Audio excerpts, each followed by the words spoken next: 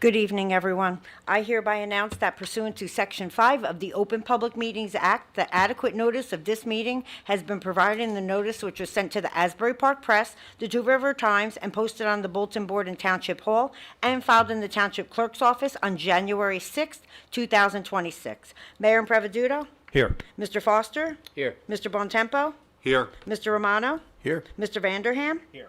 Mayor, you have a quorum. Thank you. Everyone, please rise for the Pledge of Allegiance. Pledge allegiance to the flag of the United States of America and to the republic for which it stands, one nation, under God, indivisible, with liberty and justice for all. Moment of silence, please, for our men and women abroad in uniform will keep us safe.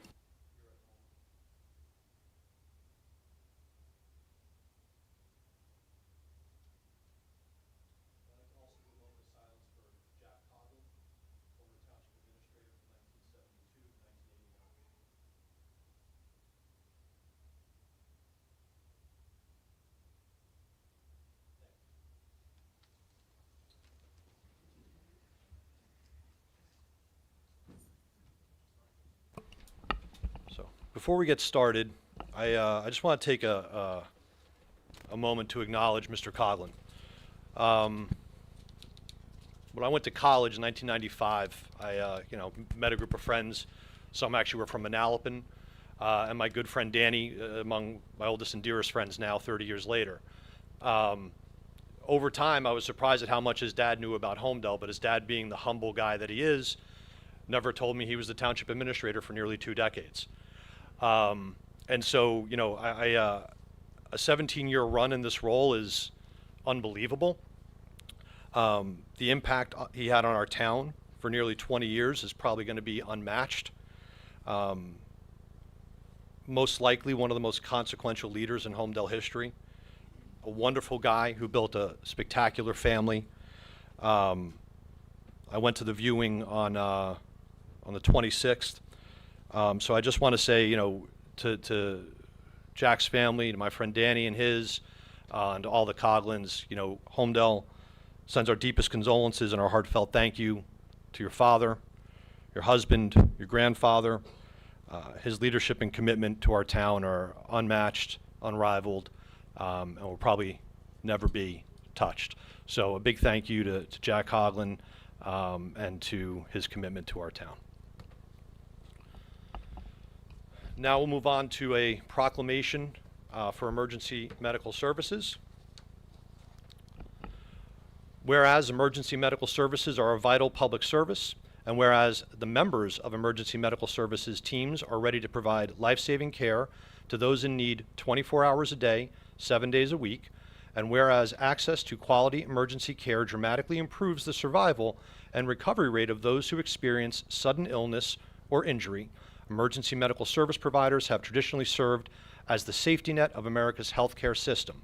And whereas emergency medical services teams consist of emergency physicians, emergency nurses, paramedics, emergency medical technicians, firefighters, educators, administrators, emergency medical responders, law enforcement officers, and others. Approximately 2/3 of all emergency medical services providers are volunteers. And whereas the members of emergency medical services teams, whether career or volunteer, engage in thousands of hours of specialized training and continuing education to enhance their life-saving skills. Americans benefit daily from the knowledge and skills of these highly trained individuals. And whereas it is appropriate to recognize the value and the accomplishments of emergency medical services providers by designating Emergency Medical Services Week. And whereas injury prevention and the appropriate use of the EMS system will help reduce national health care costs, and now therefore be it resolved by the Mayor and Township Committee of the Township of Homedale, in recognition of this event, do hereby proclaim the week of May 17th to the 23rd, we're a little late, 2026, as Emergency Medical Services Week, and thanks be extended to the members of the Homedale Township First Aid Squad, both personally and officially on behalf of the residents of the community for their continued hard work and dedication to Homedale.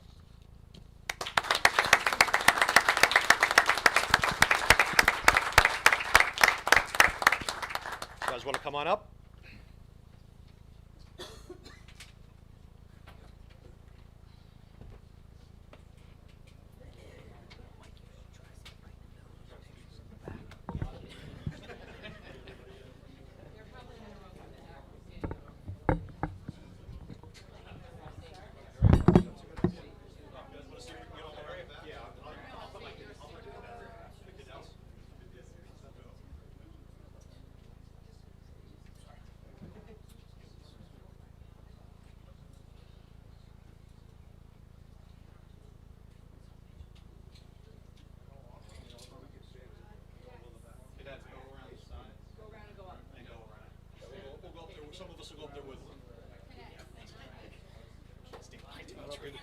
Gary, you still can't see over anybody.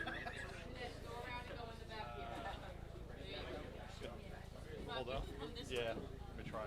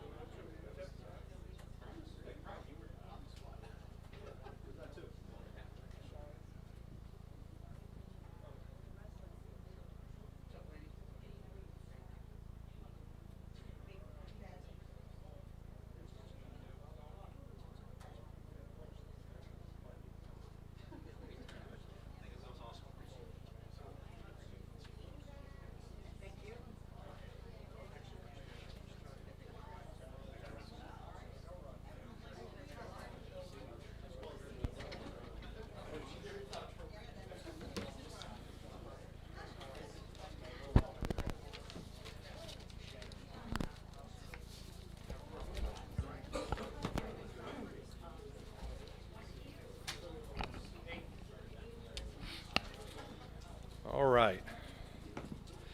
So folks, with the budget presentation this evening, we're going to have a presentation from Eric Silvergold, the chair of our Finance Advisory Committee. Just as a reminder, our Finance Advisory Committee is comprised of entrepreneurs, economists, folks that work in financial services and finance. You know, they look at every line item, they scrutinize the budget heavily, they provide insight, opinion. Eric in particular does a wonderful job, you know, exhibiting trends over time so we can start seeing how things are going and projecting instead of looking at things as sort of static one-year increments. So with that, Eric, I'll turn it over to you. Okay, thank you. Hopefully slides are up. Hopefully you can hear me. All good? Good on that side? Okay, excellent. Okay, so my name is Eric Silvergold. I'm chair of the Finance Advisory Committee. Tonight, I really just want to summarize our thoughts regarding the municipal budget, talk about property taxes a little bit, and highlight a few key trends for all of us to watch. So let's start with the big picture. Homedale's financial position remains strong. Our surplus stands at $9.2 million. Now that's slightly lower than last year, but it's still near record highs, and it's a key indicator of our financial strength. Our pilot revenue came in at about $7 million. Now that's down 8%. That's actually the first decline since the program began, but it remains a reliable and significant part of our revenue stream. Moody's reaffirmed our AAA bond rating. That's their highest rating, and it's reserved for municipalities with the lowest credit and default risk. And because investors view AAA towns as the safest, Homedale is able to borrow at the lowest municipal interest rates. And one of the most important reasons we have that AAA rating is our strong surplus position.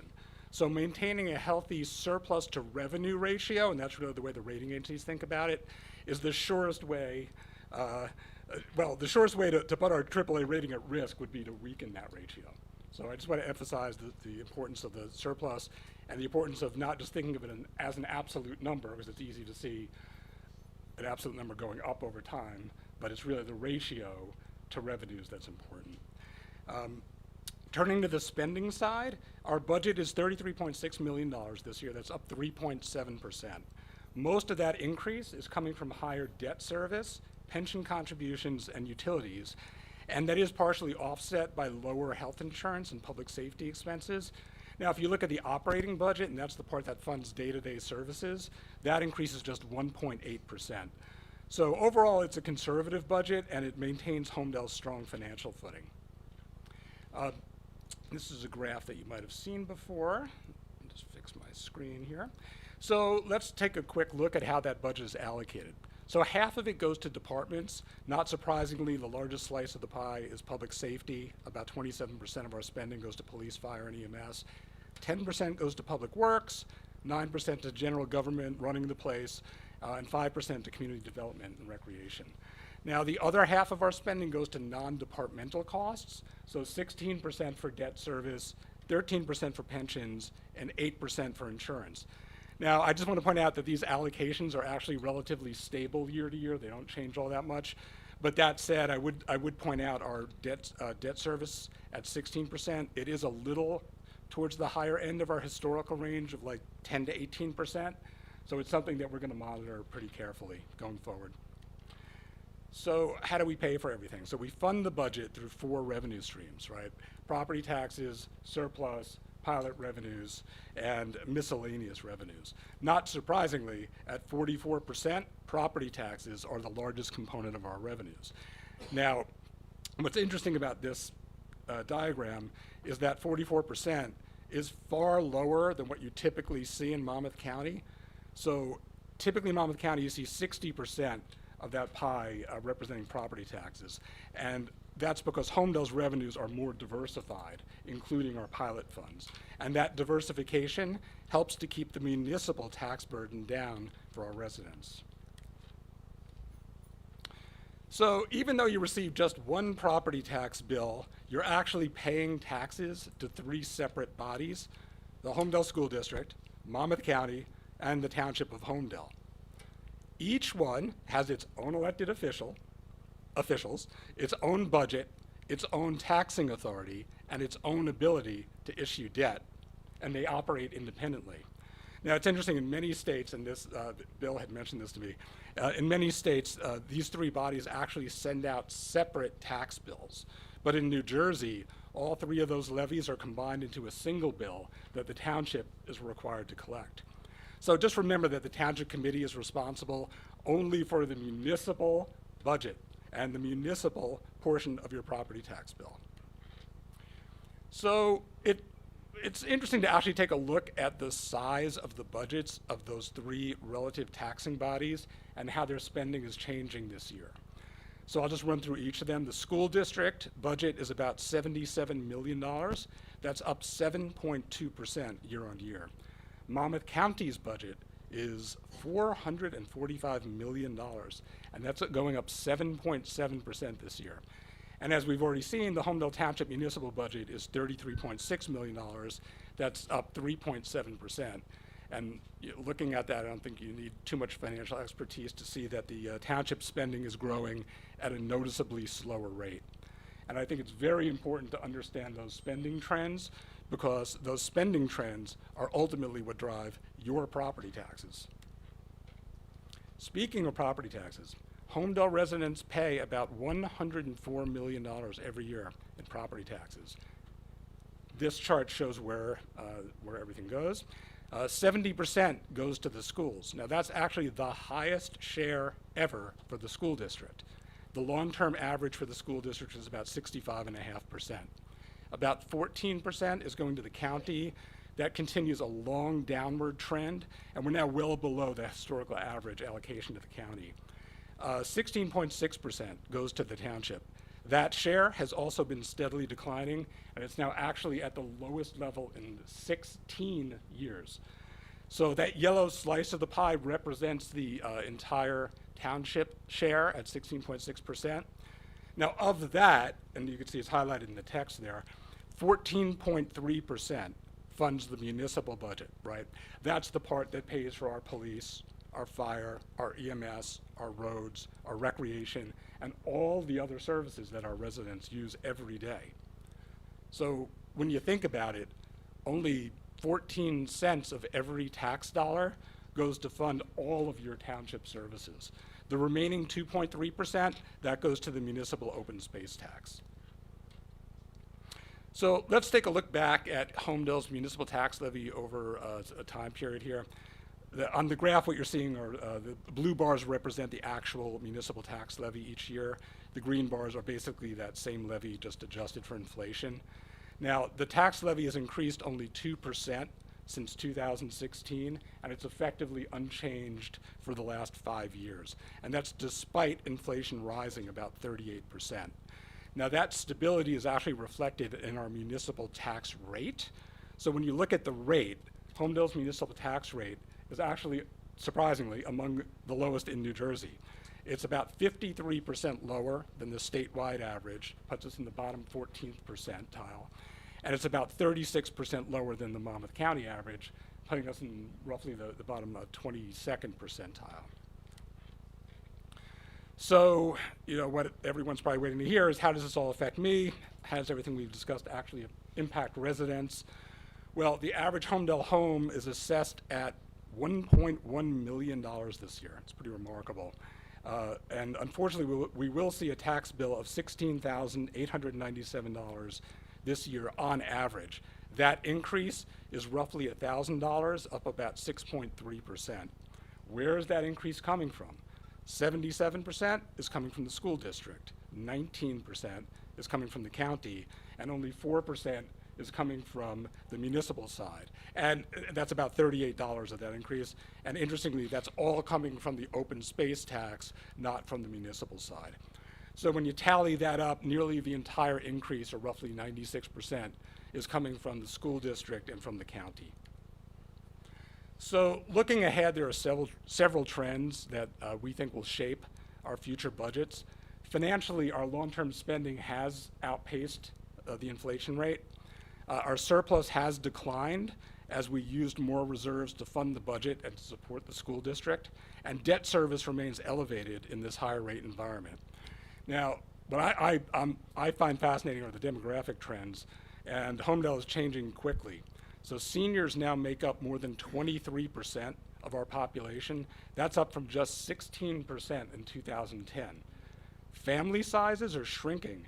We have far fewer households with children today. In fact, it's just 31% compared to 47% in 2010. And the global trend of declining birth rates didn't spare Homedale or Monmouth County. We've seen a 21% drop in school enrollment since peaking in 2003.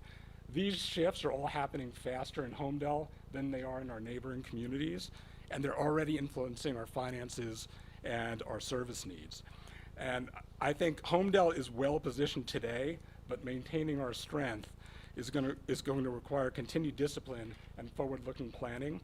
So the Finance Committee encourages the Township Committee to integrate these trends into future budgets and capital plans so that Homedale remains both fiscally strong and responsive to the needs of residents. So that concludes everything that I have to say. I just want to thank Mayor Prevenuto for all the support you've given to the Finance Advisory Committee and for everything you do for the town.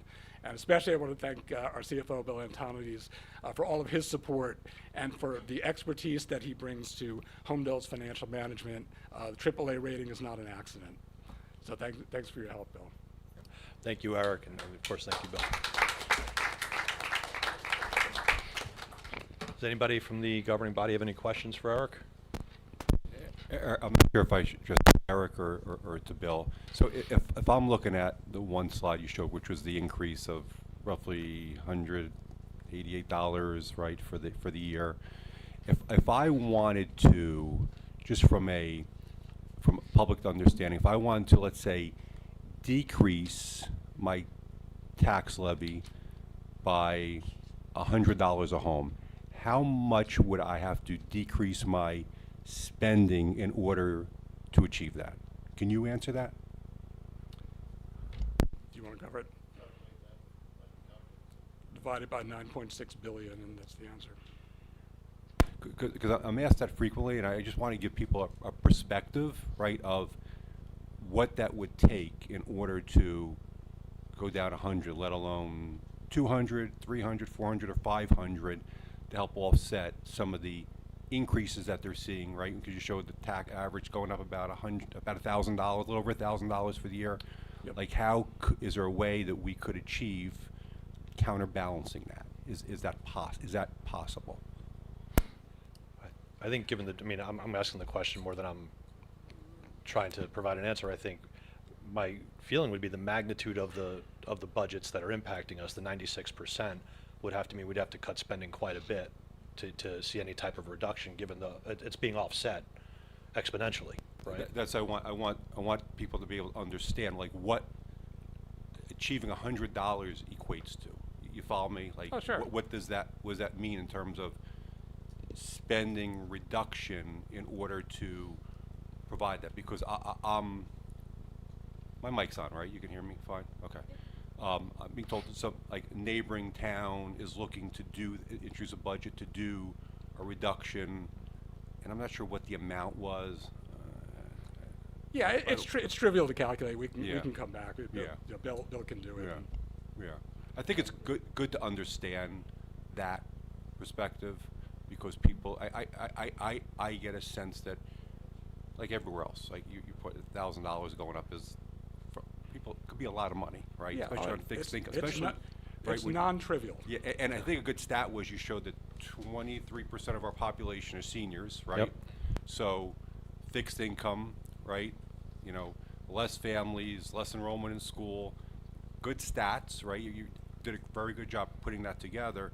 So I still work, I'm being hit, right? I could probably figure out how to do it, but we have a lot of people in this town that when they see a bill going up maybe $1,000, using just a broad number, like, they're trying to figure out how to budget for that. And is there a way, I know it's not us up here in our budget, but what can we do to make this town still be affordable for the people that have been here 20, 30, 40, 50 years that maybe have no mortgage, but their taxes are going to where they're, right, maybe their mortgage was when they first moved to town years ago. Sure. Yeah, it's very challenging. I mean, clearly the state has significant benefits with the, I can't remember the name of the program, Senior Freeze and Stay New Jersey.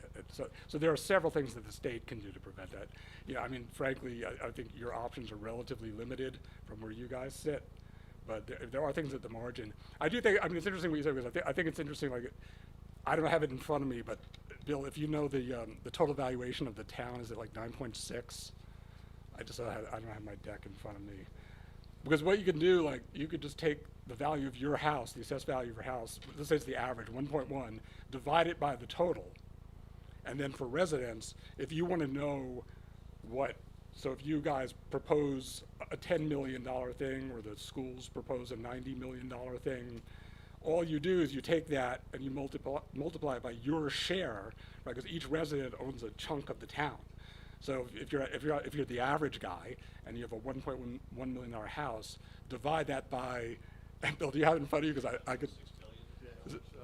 Is it 9.6? Average valuation's $1,129,618, and the ratables this year are $6,959,276,200.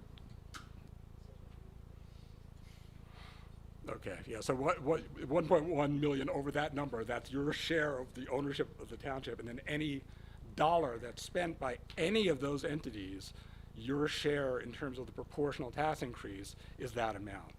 So, you know, we could, I mean, it would be, it's funny because I actually presented that at one of the finance committee meetings and said, it's like, here's like a cheat sheet for residents to think about, you know, what will that cost me? So when a politician, and, you know, nothing bad bent towards you folks, but when someone says anything is going to cost us $5 or $6 million, you know, I don't think it translates that easily to the public. So, but ironically, it is pretty simple because you just take 1.1 divide. So we can give a quick formula, and help people. And then thinking about the other question, you know, Bill and I can calculate something for you quickly. And Eric, I think, and Wendy, can we put this on the site for on our website when tomorrow? Yeah, This way, everybody. I'll send it over to you, Wendy. Thank you. Thank you. Yeah. Good? I have a question. Well, I think it's good for the public too to maybe better understand the surplus. You know, how do we calculate the surplus? Is it one bucket? Is it multiple buckets? Like I know with the Bell Works pilot, there's a certain amount of money we're required to keep from that, right, and keep it in reserve for when the pilot ends. So how we come up with that number, how much of it we need to retain to keep that AAA Moody rating? I think that would be good to know. Yeah, well, I can answer I can cover the Moody's side. We have no requirement for a reserve for Bell Works. That just goes into the general fund balance. Is there a target, Bill, for the sinking fund? There's no requirement for a sinking fund at all. Is there a no, not, is there a requirement, is there a target that you as a CFO would want to be at in order to? No, because what's eventually going to happen is it's going to flip 23 years from now or so. The tax rate for the township will go up, and the tax rate for the school will go down, because we're getting the pilot money, and when that flips, basically our tax rate will go up, their tax rate will go down. And we looked into setting up a separate fund where we can start banking money for that rainy day, right, when that 23 years runs out. The problem with doing that is any governing body be able to tap into it at their leisure. So we can't say, you know, this money's going away, don't touch it until, you know, 2059 or whatever, 2049. 10 years from now, a governing body can take that money and, you know, go on a spending spree theoretically. So there's no way to sort of lock it down and soften the blow when it falls off. And the reason why I'm bringing this up public is we when the pilot first came into play, we discussed having that because it could be it's almost like a cliff. Like you're going to drop us our tax rate. We're going to go from, use round numbers, $7 million to now we're going to get 16% of that rateable. School's going to go to 69%. So it's going to flip flop, right? And if we're spending at that rate, right, then the governing body up here in 20 plus years maybe have some financial challenges facing them because, you know, there could be a shortfall, right, Bill? Well, but there could be, but we don't have any statutory requirement, and I'm telling you, right, none of the towns are putting away money for the rainy day in any of these pilots. They are or they're not? They are not.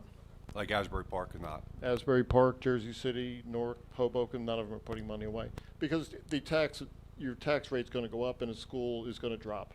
So basically you're taking rid of the pilot, and the pilot's now becoming a tax for us. So we're just flipping the way we're raising. It's not coming through pilot revenue, it's now going to be coming in 23 years from now as a tax revenue. And then circling back, how much money do we need to keep in reserve for the AAA bond rating? We're trying to keep around between 7 and 8 million. I mean, right now we're a little bit above that, but somewhere in that neighborhood. And I think, Eric, is a point you raised in the Finance Committee meeting once upon a time. I think the calculation, and by all means, correct me if I'm wrong, okay, the fund balance of revenues, but I was actually going back to the pilot revenues. I think you had said about, basically, if you did the calculation, 50% of all the pilot revenues have gone to stabilizing the taxes and keeping them down from a municipal standpoint. Yeah, I mean, Is there's that different ballpark? ways you can calculate. I mean, effectively, I think 100% can be viewed. I mean, it's kind of fungible, right? I mean, the funds are fungible, but if we did kind of a hypothetical analysis, and at minimum, and the way we did it, we just looked at inflation. We said, well, if taxes grew at inflation, where would they be relative to where they are being flat today? And then that the total sum of that differential area between those two things was essentially that estimate. So there are numerous ways you can do it, but it's safe to say that at least half comes back. I kind of view it as it's pretty much all coming back to you, right? It's kind of a rebate to taxpayers because, that levy that I showed before, I mean, it's not magic that stayed constant. I mean, we had help from the pilot, so that's additional revenues coming in. We also had other revenues coming in, but that helped buffer the increase because we did increase spending. But to residents, when that line is flat, that implicitly is a subsidy to residents. So for me personally, I think it's great because I don't think anyone here is raising their hand to pay more taxes. And sure, if you feel like doing that, please as the head of the finance committee, I'd be happy to coordinate your checks with Bill. But I think no one, it's a rebate in essence. The sizing, when I said 50%, that's kind of a cough, but I think it's between 50% and 100% is where the answer lies. Thank you. And this, to Joe's question, with respect to the rating agencies, this is kind of a grossly simplified way, the way Moody's will look at things, but it's basically just taking the surplus balance and dividing it by the revenues. So there's kind of like a naive way of thinking about the surplus where people just graph it over time, and just like it would be like graphing the consumer price index over time. It'll go up for all eternity, right? So you have to base it off of something and ratio it. So the rating agencies say your revenues are a proxy for the size of the township, and the surplus to revenue ratio is really what they look at. And so if you look at ours, we dipped quite a bit down to 27.2%. And I think you really, to really sustain that AAA rating, this is actually the most important metric that they look at. And you probably want to be minimum like that 25 to 35%. It's funny, was the median towns actually have a much higher ratio than we do that are AAA rated, but according to Moody's own metrics, those towns are over surplused. So I think it's like 46% is like the mean. Don't quote me on that, but it's roughly 46% is the mean for other AAA rated. So we're well below the mean, but we're in the 30% zone is the safe zone for Moody's. We were well below that. Going back to 2017, or I had the data going way back, but we really bolstered the surplus, and it's kind of a moving target. There's liquidity ratios, there's cash ratios. They look at our economics, our median income, home values, and they each get a percent. Again, this has the highest percent. If you ask me personally where I think it should be, I think like targeting a 30% range, that's a safety zone for the AAA. So that's 30% against your revenues as your revenues grow. So, assuming we grow forever, surplus will grow proportionally forever. Eric, did you say the reason why the drop from 25 to 26, did you say what that was? Was it contribute to one thing? We drew down more surplus this year to fund the budget. As far as like what that's attributable to, it's just fungible. So pension contributions were up, utilities were up. Salaries, wages, utilities, pension contributions, debt service were the big drivers. Yeah. Insurance, that's right, insurance. And insurance, yeah. And you also have the revenue from the piles pretty much leveled out right now. So it's not the big increases that we've had over the last 5-6 years. It's leveled out. Yeah, and not just leveled out, it went down 8%. So Yeah, the only reason that went down again is because we had from the back years. Yep. They're always a year or so behind in paying us when the audits came out, and finally it's just pretty much leveled out the last 2 years.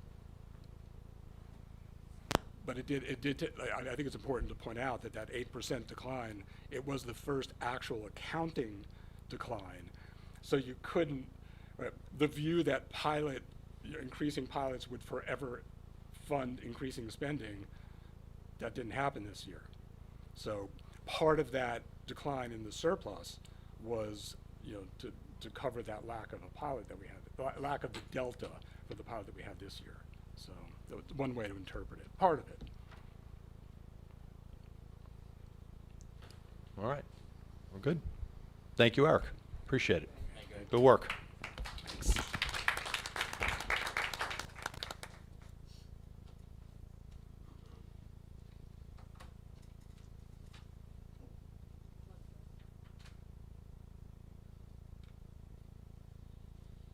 All right, we'll move on to, actually, let Eric get set first. This way we'll.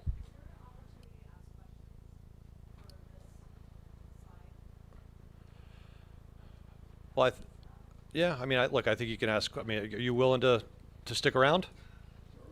All right.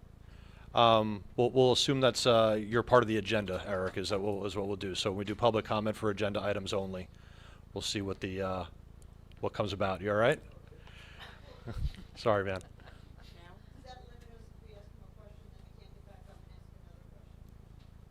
Is that typically our rule? I don't remember. Yeah, it's one-shot deal, yeah. Yep.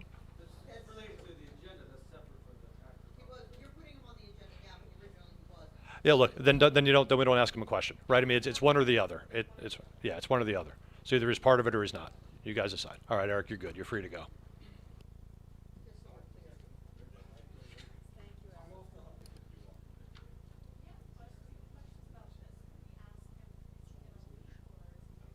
It's up to Eric. All right. We're going to move on to public comment for agenda items Now, only. can we do the approval of minutes first, Yeah. Mayor? Oh, please? sorry. Okay. Okay. So next on the agenda is the approval of the minutes for the March 24th, 2026 public session, the April 14th, 2026 public session, the April 28th, 2026 executive and public sessions. Motion to approve? Mr. Bontempo? Yes. Mr. Foster? Yes. Mr. Romano? Yes. Mr. Vanderham? Yes. Mayor Impreviduto? Yes. The minutes have been successfully passed. Thank you very much. Public comment for agenda items only. 3 minutes. Yeah. Sure. Oh, yes, absolutely. Let's do that. Can you put your mic on? All right, so the first few are bill payables, so that's just our bill pays. Resolution for cash management plan. Bill, do you want to talk on that one? Real quick? The resolution for the cash management plan, we do have a new tax collector. They do sign some checks for the lien trust account, so we have to change the name in the resolution to the new tax collector. 117, self-explanatory. A disabled vet gets back their taxes. Governing body certification, I believe that's Wendy. You put that on. Is that for the equal opportunity? It is, yes. Okay. Hiring seasonal employees, that's for our swim club. We do that every year. Final payment acceptance and maintenance guarantee for our 2024 road program. That means that the road program has been finished and that we are accepting the maintenance bond for anything that happens to that road over the next several years. We also authorize final payment of acceptance for maintenance bond for resurfacing of the main pool at the swim club. Again, we're accepting that. These are two escrows. No, The I know next that. I two, fixed it. they go back. I guess there was work being done at their house. The next one's appointing Kelly McCormick as our new tax collector. She'll take over after Jill Stone has left. And then the final one is rejecting all bids from the demolition structures of the Robert Wilson Park. We had to rebond that due to some technical issues with the bond, with the original bid.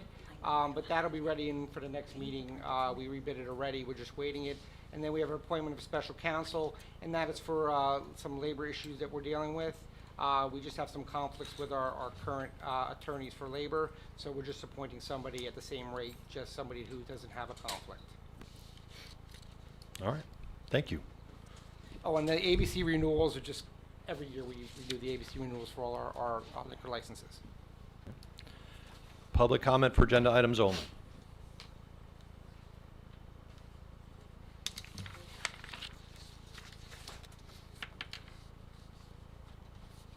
Hello, Sarah Cho, 4 Putnam Court. Sarah, before you begin, can you just please do me a favor? Can you please apologize to the administrator, the clerk, and the people in town hall who you accuse of doing nefarious things like hiding minutes and illegalities and things of that nature, please? I do think that you are hiding a lot of things. I do think that there is illegal activity, so I will address those. And I think, Mayor, as So you're accusing, I want to make sure, you're accusing everybody in town hall of doing illegal things? And what are you referring to? Well, you just said you think there's illegalities. There are. What's that? No, but when you accuse people of not posting minutes within the regulatory or statutory that I will deadlines, that that I actually is will the people that do apologize the for. work. You understand? That's what I will apologize for, but I do want to ask why we are using Facebook Live when we pay $60,000 for WebEx a year. Why are we using Facebook Live, which is a free app? I'm sorry, that's what, not on like, the agenda. This is agenda items only. But Right, I wanted so to ask you to comment first. I will absolutely apologize for thinking that the township minutes were not online. I will apologize for that. because it was hidden under live and it wasn't in your page when you go onto Homedale Township YouTube. So you're talking about the streaming, not the minutes, correct? Correct. Okay, so the streaming for Facebook, Facebook says they delete them after 30 days off of Facebook. However, our live stream is forever on YouTube. So that's what that's you- about. And they're not the minutes. You're right. Okay. You're right. Oh, And- thank you. And I apologize for that. I appreciate that. I do wish though that if we're paying $60,000 for WebEx services, which Mr. Chibini noted a couple township committee meetings ago, that we should have these minutes posted on the Homedale Township website versus a free app, Facebook, and another free app, YouTube. And we should also be able to have a feature where people who are not sitting here today because they are taking care of their families and do not have the time to come here can post questions in the Zoom meeting or whatever application we are using money, our taxpayer money, $60,000 a year.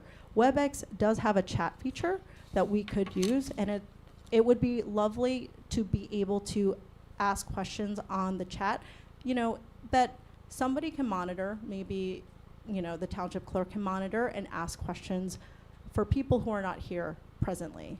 It really would be inclusive for people who have disabilities, who are not able to make it on a Tuesday at a 7:30 p.m. I have wet hair because I'm taking care of my 3 children and I'm rushing here. So I do apologize for accusing, the township for not posting the minutes, but it is very hard to find, and I do think our money, our $60,000 that we spend on WebEx should be used appropriately. Okay, so that just, the minutes are separate and apart from the live stream, though. They're 2 different things. I would love an education on that because Yeah, but let's not do that now. Yeah, we're not gonna do that, no, but I'm just letting you know, it's, when you said minutes were deleted, that's what I do. I put the minutes on the agenda, on the website. It's different from a live stream, just so you know that. That is actually a great clarification, and I apologize for using the wrong. Appreciate it. Yeah, Thank verbiage. you. I don't mean to attack you doing Thank you. something illegal. I just I couldn't find it, and then Matt told me that they were on live. Yeah, on look, the I YouTube. think a more constructive approach would be to call the administrator or the clerk and say, hey, I can't seem to find this, can you help me? As opposed to going onto Facebook and saying people are doing illegal things. Mayor Improveduto, you know that I have asked a lot of questions via email that have not been addressed. Was that one of them? That was not, but I Oh. would love to. I would love to. Pick up the phone. It would be nice for you to answer an email. I answer a lot of emails. Not mine. Oh. I have yet to see an email from you. Okay. I've asked a lot of questions on courtesy busing, but I would like Got to it. move to the agenda items. Yes, please. Okay, so on the agenda items, Mr. Chibini noted that a law firm was being substituted out due to a conflict of interest. Mr. Chibini, could you elaborate on the? Oh, I'm sorry, Mayor Rocco, can you please address, since our tax money is paying for it, the scope or type of claim or lawsuit that this labor litigation entails? And I think even if you can't go into the contents of it due to privilege, I think you can speak to the amount of legal fees that have been incurred because that is taxpayer money. So that's my first question. I'm going to just ask a couple because I know I have limited time. My other question is, we were talking about property taxes, and our property taxes, I think everyone in this room can agree, has gone up, $1,000 a year. So my question is, who is appraising, and I think I know the answer, but I'd like to hear it from you. Who is appraising our homes and property? What are they basing their appraisal on? And the vendor that has been chosen, is that chosen by the county or is that chosen by Homedale Township? And depending on what the answer is, what is the vetting process? How many companies are actually able to do that bidding, and what is the criteria for why? Because I see in the agenda, there's more than 50,000 paid to this assessment company. So essentially, our taxpayer money is paying to this company that's then going to assess our property value at a higher rate that then increases our property taxes. So we're double paying now. We're not only paying for our taxes being raised, we're also paying for the company that's doing the appraisal. So I find that a little hard to swallow. So that's my second item. There are some frivolous ones that I would like to bring up, but I do think it highlights questions that we might have. There was about a couple thousand for 3 leadership training sessions, and I would like to know who those leadership trainings were for. And I would like to know if Homedale Township is, you know, and this is something that we might have to actually talk later on the public agenda, because it has to do with courtesy busing. I don't think that's on the agenda today. Okay, thank you. Thank you. So we have not incurred any legal fees for the special counsel. Tonight was to appoint the special counsel. I can't get into the details based on advice from our counsel, other than to say it's an employment matter. And the counsel will be hired to investigate the matter itself. As it relates to property taxes, I do want to make one correction. And Eric, I don't mean to call you out, but I think it was something to the effect of 65% of homes assessed in Homedale actually see a decline, and about 30-odd% see an increase. Is that on that chart? That was actually the proportion of their share of the total, not their total. Okay, so I think, so net, I think I think what I'm trying to articulate is that not everybody's property taxes go up every year. Some go down. Oh, is that?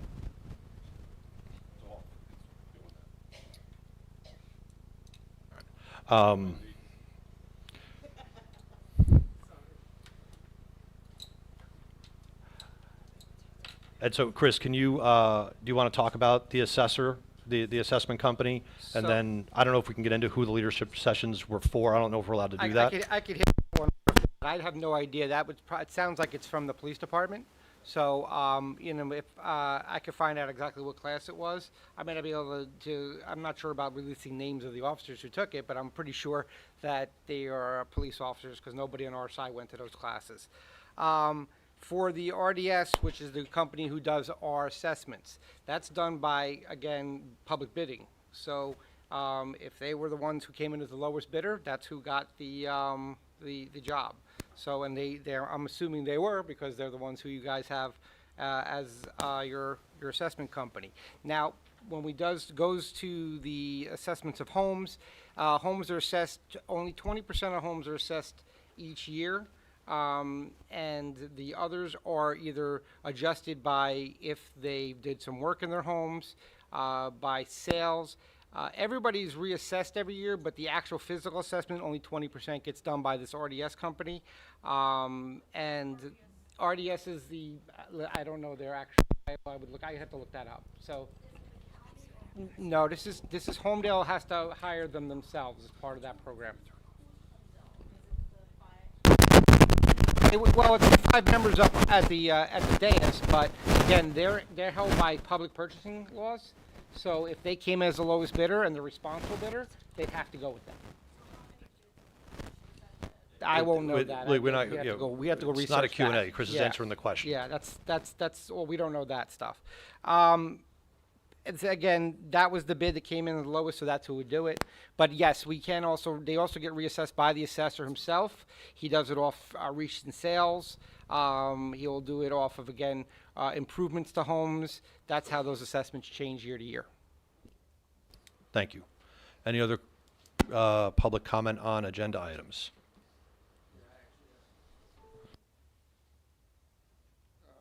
My name is Nathan Brown. and I live at 251 South Holland Road.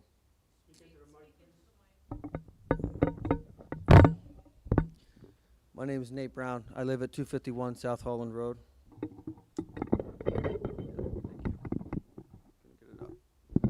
All right. I want to talk tonight, just one comment I had just on the presentation earlier. You guys said, it was mentioned that our tax rate, is the lowest, one of the lowest in Monmouth County. I think that's what was mentioned. I would like to know whether we have to have a follow-up, email or put it on the website, whatever you guys do. I would like to know what our home values are in accordance to the rest of Monmouth County. Because if you talk about a tax rate, obviously the tax rate correlates right to home values in order to get to a certain number that the township needs, right? Because each township has its own individual budget, which then you take the home values, which I think you mentioned 9.6 billion, and then that's what essentially makes the tax rate, right? So you would have to look at the home values across those other municipalities as well. So if we could have that stat, along with. Oh, I see what you're saying, comparatively speaking. I Yes, gotcha. yes. Yeah. That way we can Okay. understand, is our tax rate really lower, or is it because we have more expensive homes? Yeah, I think we have that data, so I think we can look at it. Because don't forget, Homedale is in the upper tier of Monmouth County, but we're not the top, right? There's a pretty wide range of homes and a wide range of municipalities in Monmouth County, but understand the question, we can get that. Yep, I appreciate it. And I want to speak about the budget, in the consent agenda, you're adopting tonight. The township is voting on ordinance 2026-14, exceed the 2.5% appropriations cap and bank an extra $381,000. But your own budget documents tell a different story. In 2025, the township over budgeted by so much that $505,000 in appropriations lapsed unspent. And another $1.68 million sat reserved and never used. So my question is simple. If last year you couldn't spend roughly $2 million that you had budgeted, why do you need an ordinance tonight to exceed the cap and bank more? How much of 3.5% are you actually going to spend, and how much of that is just going to be banked for a later use? Bill, do you want to jump in on that? The bank is only good for 2 years, and we do not know what's going to happen in the next 2 years. I mean, the health insurance, luckily we dodged the bullet this year. I mean, if we stay in the health plan we're in from last year, we're going up 35%. So we do need the bank. If we don't have it, we have to go for an emergency, which is not a good thing to do. The other $1 million that's carried over, that is for bills from 2025 that we still receive. So the budget doesn't necessarily come to a screeching halt on December 31st of 2025. There are still commitments and ongoing projects for 2025 that we will pay for in 2026. Mm-hmm. The $500,000 that we were able to cancel was because of savings we had during the year. We try to save as much as we can, and we were able to luckily be able to cancel $500,000 last year. So the carryover from 2025 to 2026, so are you going to recast the actuals versus budget for 2025? No, it just carries over, and then it goes into, at the end of 26, that'll go into, anything that's left will go into the fund balance. But I mean, couldn't some of the surplus be used for the 2025 overspend? No, we can't overexpend any money. We're not allowed to overexpend anything. Our budget is set, we can't go over. So if we have a budget of $20 million, we just can't spend $21 million. We're stuck with this budget for the year. So essentially, you're getting approval to go over the ordinance for a safety bank, and that's on the backs of yeah, that's residents. almost every town will do it, because we don't know what's coming up. Because remember, you got pension, you got health benefits, all these costs could rise next year dramatically. Of course. And if we don't have that bank, we have to do some cuts to stay within our caps. Of course, I've done budgets for over 20 years. I completely understand that. I'm a CFO myself, and I'm very aware of budgets, but I definitely would never put something in a budget called a bank. I may increase a pension percentage per se. I may increase health benefits per se, but I wouldn't put something in what I call a bank. That's statutory term, and that's the way we have to do it in New Jersey. I don't make the statutes. That's what they put in the law. But do we know what things that we're at risk of? Well, the biggest thing is health benefits and pensions, as I said. We really don't know what's happening. I mean, this year we dodged the bullet. Next year we get hit with a 40% increase. Next year, we can actually be closer to 60 because we actually dodged it this year, but the state could change the rules on how we dodged it, and then we'll go up to the full 60% with 30 from the last year and 30 from this year. in our health insurance only. So everything has to be, planned for. Plus, these banks are caused because we have a 2% cap. So if we don't have the bank and we're stuck under that 2% cap and we don't do this bank, then we're stuck, and even if they go up, then we're going to have problems meeting our needs. Which is where the school district's at, right? Yeah, and one of the other issues, if we don't have enough cap, we have to go out for a referendum to the voters. So if we're short in the cap, we have to get approval of the voters of the town to increase that. Understand. All right. Thank you. Yeah, could you explain that a little bit further? What part? The referendum part. A referendum, Why if we can't do that? Well, we can only do it one time a year, and we have to need it. So we're only have to do a referendum, just set dates by statute. So if we can't fit our budget within the cap, then we can go out for referendum. And does that get public vote? Oh yeah, that's referendum vote by the public. And then that's when the bank would then get used? No, the bank gonna be is there. separate. That's the bank we can use. But if we have to go over any bank or any cap restriction we have to go out to the voters. Okay, Thank you. understood. Thank you. Thank you. Anyone else for public comment on agenda items? All right. Mr. G.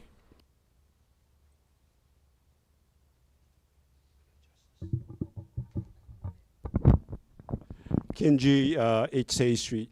So let me preface by saying that we have a lot of respect for Mr. Silvergo. He's always come prepared, but I would like to offer some alternative counter views. So I know there was a comment made, if I remember right, that our municipal levies is at 44% compared to 60% for other towns. However, pilots are at 16%. And despite what it's called, it's really a levy. It's just that it's called pilot. So when you add that up, that, by the way, is 60%. So the other thing that was mentioned was that our surplus, and in particular surplus ratio and so on, looking at that. So prior to 2020, when I look at this at one point, our Homedale was already AAA, and our surplus ratio at that point was roughly, if I remember right, 14%. And now we're up, he's saying we're targeting at 30, 35 maybe, who knows. But, that's a very high number. When you look at, and I think the mayor mentioned that Homedale is definitely in the top tier, of Monmouth County. So when you look at other top tier townships within that, for example, Coachneck, Fairhaven, Little Silver, Rumson, these are fairly wealthy, affluent towns. Their surplus ratio, by the way, on the average, if you average those four out, is at 14%, which is where Homedale was back in 2020. And so the fact that we're over 20-some% has a lot to do with the pilot and so on. But I just want to make sure I point that out as a counterbalance. Those are very high ratios and so on compared to other, let's call it comparable towns. Thank you. Thank you. Any other public comment for agenda items? All right, let's move on to the consent agenda. Do we have a motion to, actually, Wendy, you want to read it off? The motion will be for resolutions 2026-112 through 2026-125A. Do I have a motion to approve? Moved. Second. Sorry, It was on before. Second. I gave it away. Mr. Bontempo? Yes. Mr. Foster? Yes. Mr. Romano? Yes. Mr. Vanderham? Yes. Mayor Impreviduto? Yes. Okay. Resolutions 2026-112 through 2026-125A have been successfully passed. Thank you. Next would be the ABC license renewals, resolutions 2026 through 120 through 2026-133. Do I have a motion to approve? Moved. Second. Mr. Bontempo? Yes. Mr. Foster? Yes. Mr. Romano? Yes. Mr. Vanderham? Yes. Mayor Impreviduto? Yes. The ABC license renewals have all been successfully approved. Thank you. Next is hearing on ordinance 2026-14, which is an ordinance of the Township of Homedale, Monmouth County, State of New Jersey, to exceed the 2026 municipal budget appropriations limits and to establish a cap bank, NJSA 40A:4-45.14. Public hearing. What's that? Public hearing. Yeah, I know. Doesn't say it on this. I wrote it on mine. Public hearing on the cap bank. And Bill, this is something we routinely do every year. This is not a new. Yes, we do it every year. Any public comment? Seeing none. If it's public comment, you got to do your name and address again. My name is Nathan Brown. I live at 251 South Holland. How much of that bank has been used the last 3 years? We have not used it, but it's there for 2 years in case we do need it. So it's not been used the last 2 years? No. Thank you. All right. And we adopt on the next meeting, right, Wendy? No, we're adopting now. Oh, adopting That's- now? Yeah, it's public hearing, yep. Oh, that's right, I always get. Mhm. okay. We introduced it a while ago. Yeah.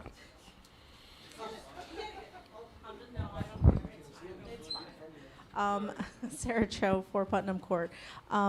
So the cap, I guess, you're raising it because of the potential for pensions and health benefits going up?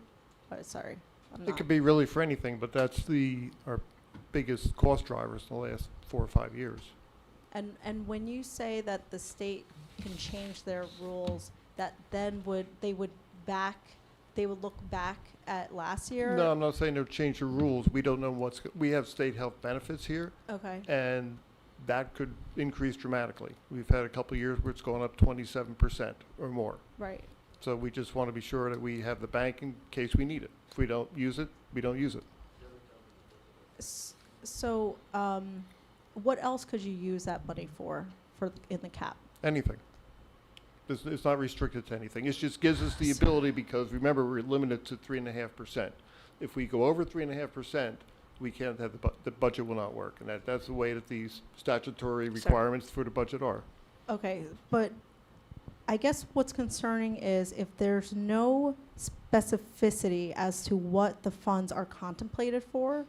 Like, you're telling us that, yes, and I agree with you, the state benefits, health benefits, premiums, they've gone up on the Board of Ed side, like 35%, so they had a 5.5 million deficit. So I understand that, but what is a little concerning is if you do raise the cap and you decide you want to use it for something else, you are entitled to, correct?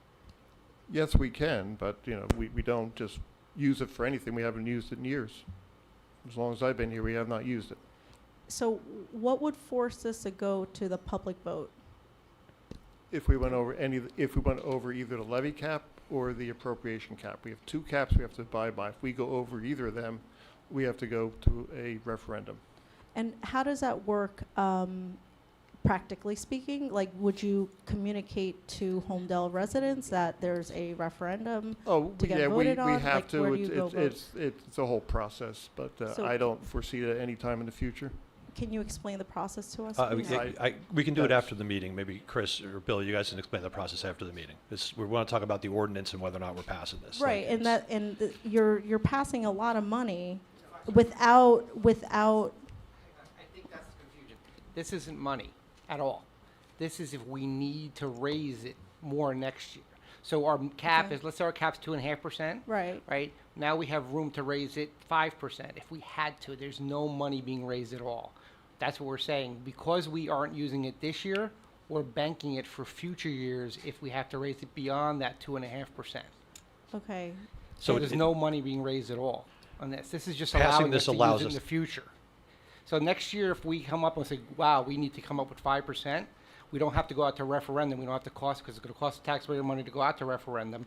We have to be very specific to that, what it's Well, going I to be. like that. I Right. like It has to specificity, be- because right. then we know Right. exactly what we're spending our money on Right, versus but- an open bank. But again, it's not an open bank. It's basically just saying, instead of we didn't do it this year, but they're going to give us a shot if we need to do it next year, if we have to. We We're- have not. We're basically, okay, so if it's 2.5 cap, but you want to raise it to 5%, then who pays for that? It would go to the Nobody's tax- paying for it. It allows us, in case we need it, we can up our budget to up to 3.5%. We're not taking any money from anybody. The only where's the time- money coming from then? It's not money. It's a bank. It's a bank. They allow us to bring our cap up. The cap is at 3.5%. If we're down to 2% right now, we want to go up next year, say we need to go up 3.5%. Over that, we'll have a bank that we can legally bring the budget up. Bill, is an easier way to say this is that it's a statutory guideline that allows us to do these things. That's all we're passing is we're accepting the statute, right? The allowance to do that. I understand. That's the, I understand that, but I guess what worries me on behalf of the Homedale residents is if it's raised, then I guess your budget could go up, right? Like you're gonna have more. Yeah, but it's not any money. It's just a requirement that allows us, in case we need to raise funds in the future. It's not impacting our budget this year at all. This year, but and it hasn't been used in a decade. why shouldn't we have the residents decide? Like, let's say you need something specific for pension, okay? Because you will probably need that, and I understand that anticipation. Why not just have the public vote versus the 5 individuals who are up here? That's not the way the statute works. You got to read the statutes on budget law. You just said that if it doesn't pass tonight, then it goes to a public vote. No, I did not to say a that. referendum. No, I did not say that at all. Then what did you say? I said if we ever reach the point where we cannot make the budget work, we have to go for public referendum. And that would be the 17,000 homes who would be able to Yes. vote on that. The- I think give the, But the But we power haven't, to but the we haven't people. reached that point. We haven't reached that point, so I don't quite understand. The vote is, Sir. the vote is to approve accepting the statute. That's all it is. That gives you guys a lot of power. I'd rather have the power for the people. Okay. Anybody else? Yes. Tempo 22 Grandview Drive. Just to clarify, so I understand this statute, you have the option to opt in to this. You don't have to do this. Yes, we have the option. And you've been opting into it for how long? Ever since I've been involved with town. How long is that? Well, CFO for 9 years and the consultant probably for 10 or 15 years prior to that. And have you ever used this cap? Not that I'm aware of, not as long as I've been CFO. I don't remember going back in the day what it was like, but Okay, plus we get pilot program money. We have a surplus of $9.2 million.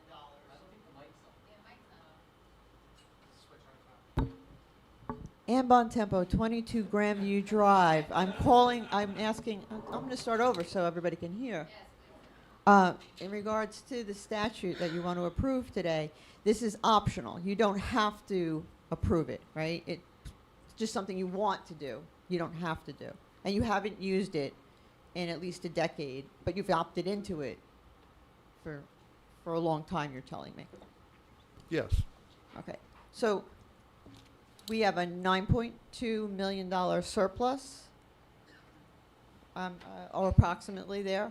We have the funds coming in from the pilot program, but yet we want to opt in to be able to possibly raise 2.5% We're not more. rate, this is giving us room to spend. This is, you're on two different caps right now.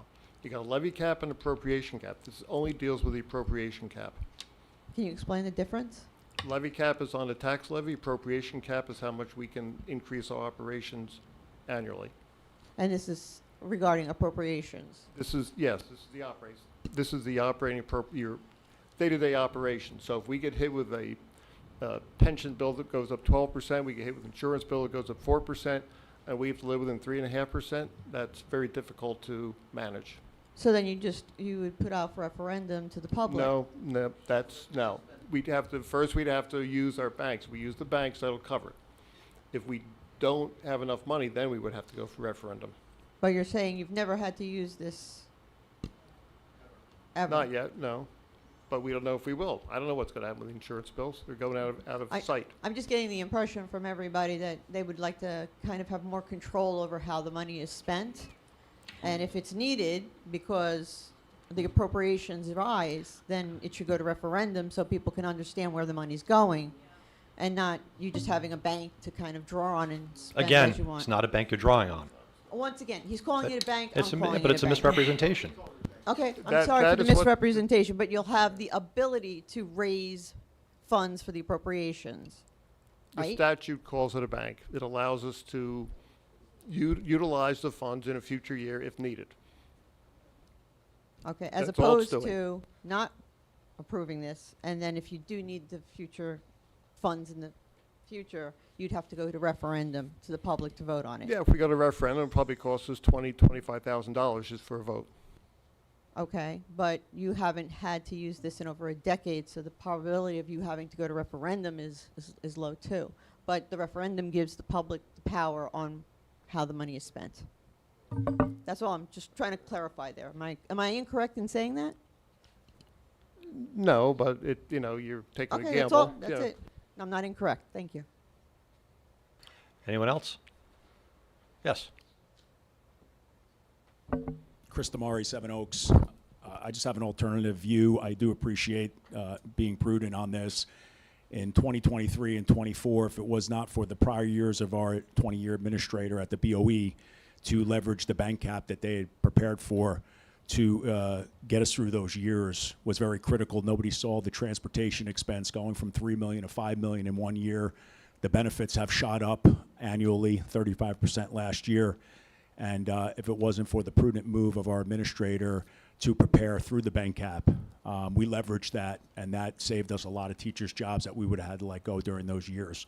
So yes, we don't see what's coming today, but we know there's a lot of macroeconomic challenges, and I appreciate what you're doing with the bank cap and the surplus. Thank you. Thank you. Anybody else? All right. Let's move on to a vote. Do I have a motion? Motion. Second. Mr. Von Tempo, No. Mr. Foster, Yes. Mr. Romano, No. Mr. Vanderham, Yes. Mayor Improvisato. Yes. Okay. Ordinance 2026-14 has been successfully passed. Thank you. All right. So, Mr. Administrator, before we get to budget, do you have anything you want to cover off on? I'll let you go right to the budget. All right. Well, that falls under the Chief Financial Officer. Bill, anything you want to speak to? We're pulling it up.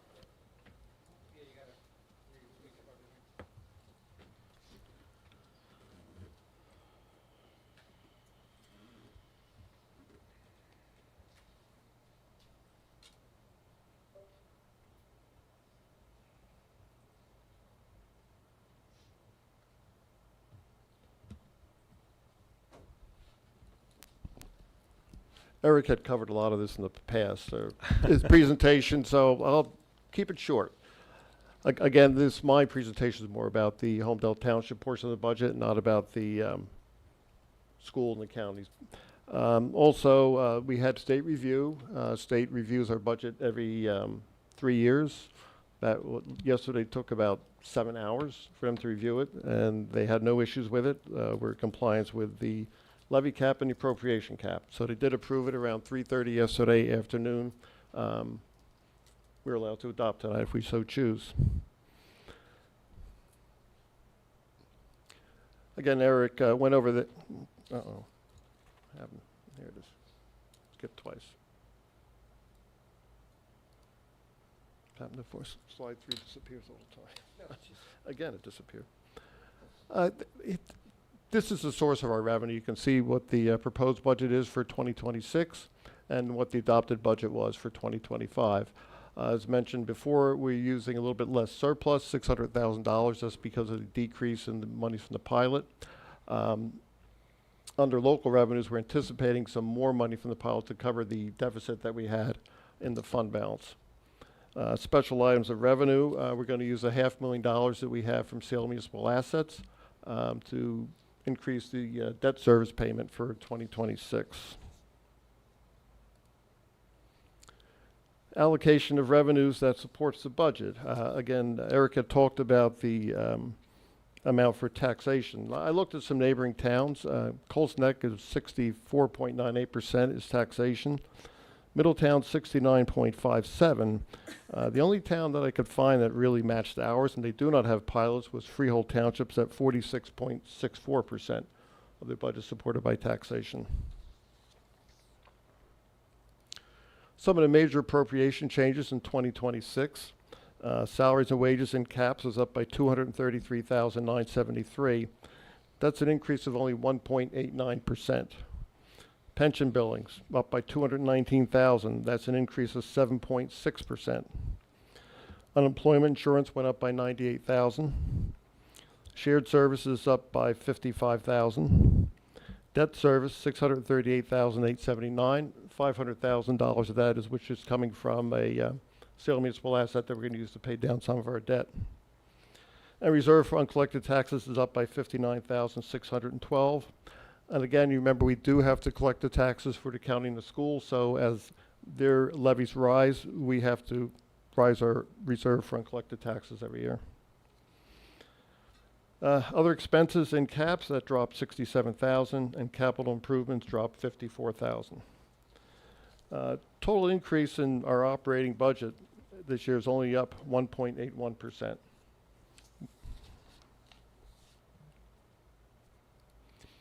On municipal tax rate, on the average home of $1,129,618, the average taxpayer should see a 10-cent decrease in municipal tax levy. That's basically flat. This is a comparison of the revenues, what we anticipated, what we received. Again, the state aid's 100%. The only increase here was from the local revenues, which is basically most of that's the pilot fund.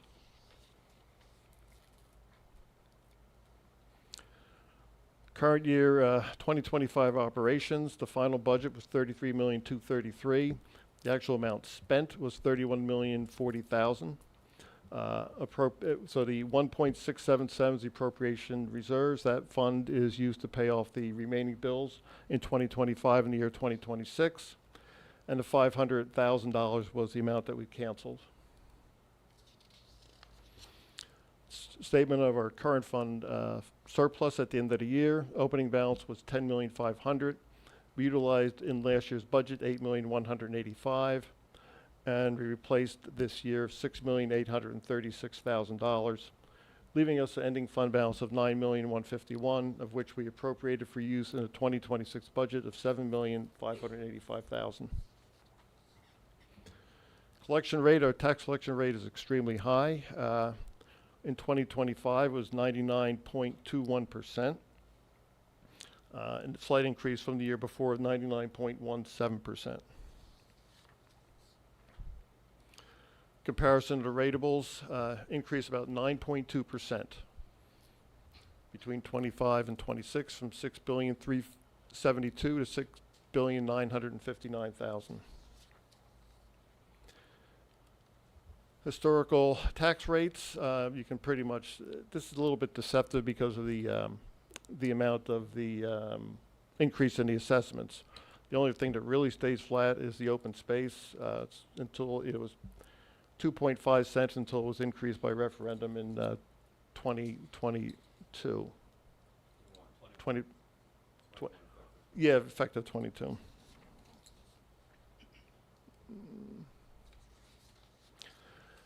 This one, if you look on the right, it's interesting. This is our average residential assessed value.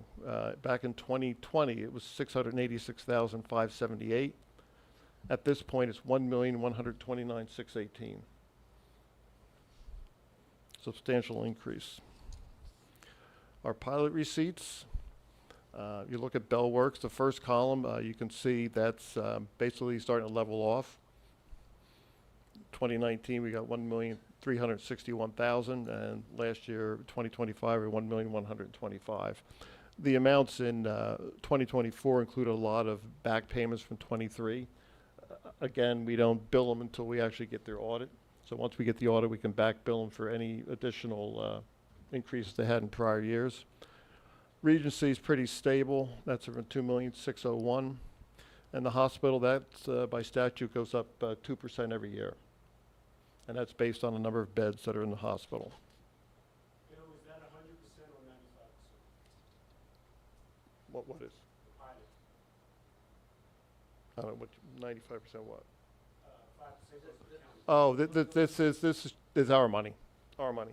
Yeah, yeah. That's the county money. That's not ours. I don't include that. Yeah. Debt service, we're allowed 3.5% of our equalized valuation. So basically, we can go out and borrow $205 million. We've only have $50 million outstanding, so we can borrow technically another $155 million if we chose to. That's the slides I want to go through, Mayor. So. No, thank you, Bill. I think, maybe for the benefit of the audience, do you want to talk about ratables and what that means, right? There's, like, what is a ratable, for example, for folks that aren't in this? A ratable is the value of your house. Again, that's set by the assessor and, the whoever's doing the revaluation every year. That is what your taxes are based upon. So just because your your assessed value goes up does not mean that your taxes are going up. Again, we're taking that same amount of money and we just distribute. It's a distribution that changes. So if we have a ratable of $12 million and we're taking in taxes of $1 million, that's no matter if it goes up to 24 million, we're still only going to take in $1 million. Yeah. So your tax rate's going to drop because your assessed value is going up, but we're still not taking in any more money.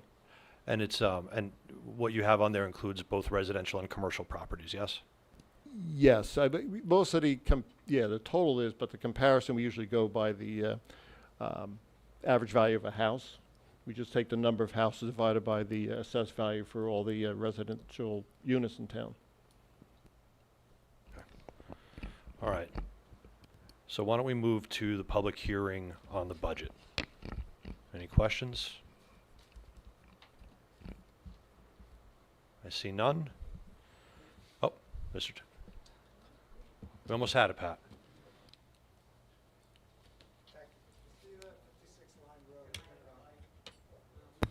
Patrick Trisquita, 56 Line Road. I want to thank Eric for doing a great job on analyzing the budget and finances, and Bill, of course, for the great job you do every year on the budget. Homedale's budget looks fantastic. We're supported by a wonderful, two wonderful pilots at Bellworks. Thank you, Ralph Zucker, every year for that. And I think Homedale's finances are in fabulous shape. I encourage you to pass the budget. Thank you. Thank you. Yes. I just want to read into the record.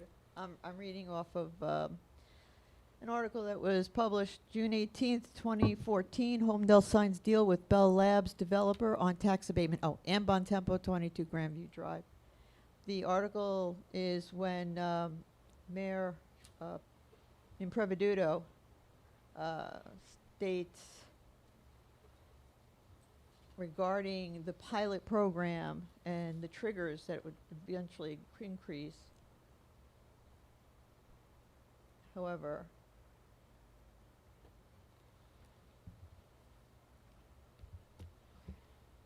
give me just 1 second. I want to find the right line.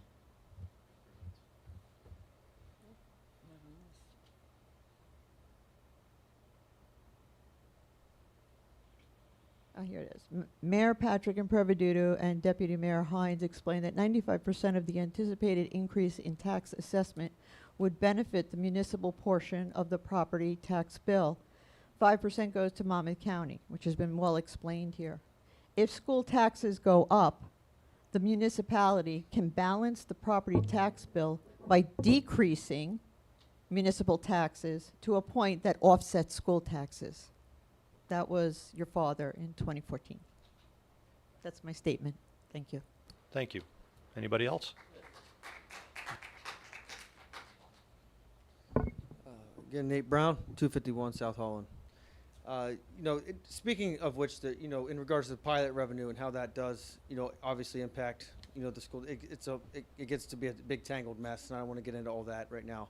But I do want to go back to the comment that was made that on the initial pilot program, there was, I guess, a gentleman's handshake, that the pilot money from the Bellworks, when it was implemented, would be shared with the school.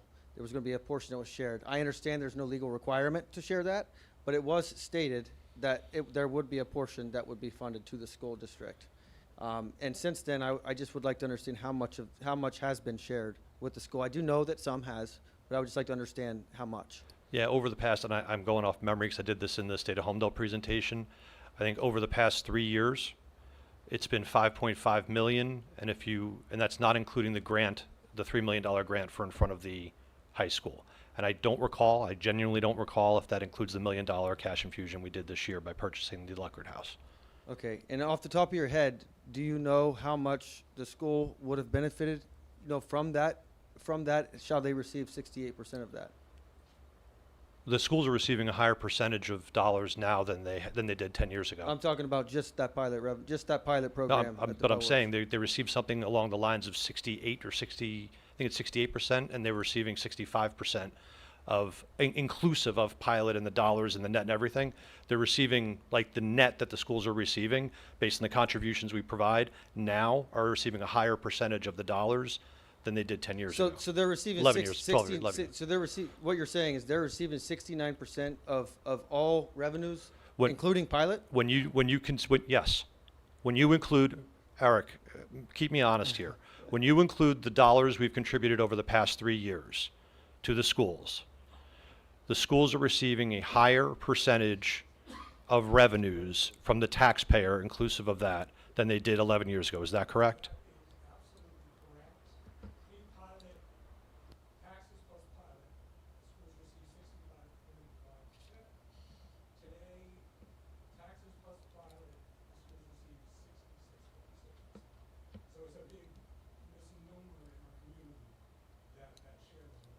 Well, if you correlate it though, it also was just now stated that our tax levy here is flat.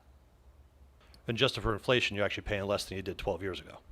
Right, so if the tax levy's flat, my tax bill goes up every single year. I know that because I pay it. So where's that money going? Not everybody's does. Some people drop. I It haven't- offsets. Oftentimes, people aren't going to. You think that the overall tax in Homedale has gone down? The Or flat? the tax rate. Not everybody's taxes go up every year. Some people's decline. Okay, so what's the net? The net of what? The net of the increase/decrease. It's flat, 14.8 million. It's been that way for 5 years. Okay, is that partially in due to the pilot program? Yeah, we just covered this. That was, So I want to ask again, is that inclusive? The 60-something% of the school district's money that they get, do they get 60-something% of the pilot money paid by Bell Works? That was my question.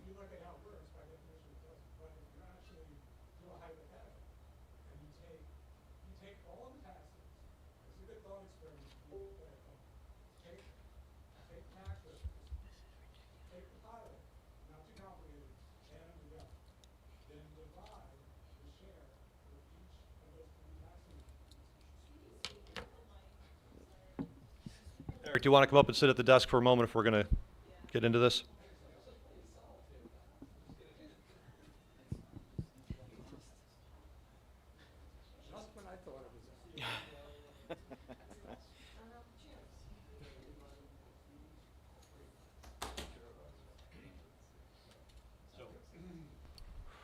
Sorry, so Eric, I think you were answering the question before we pulled you out of your comfort zone. So the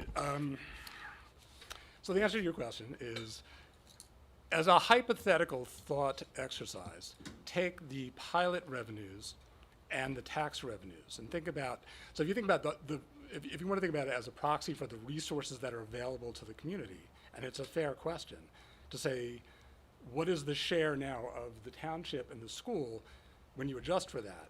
So what happens is, if you go back to 2015, and I'm doing this off the top of my head, so let me pull up the actual numbers.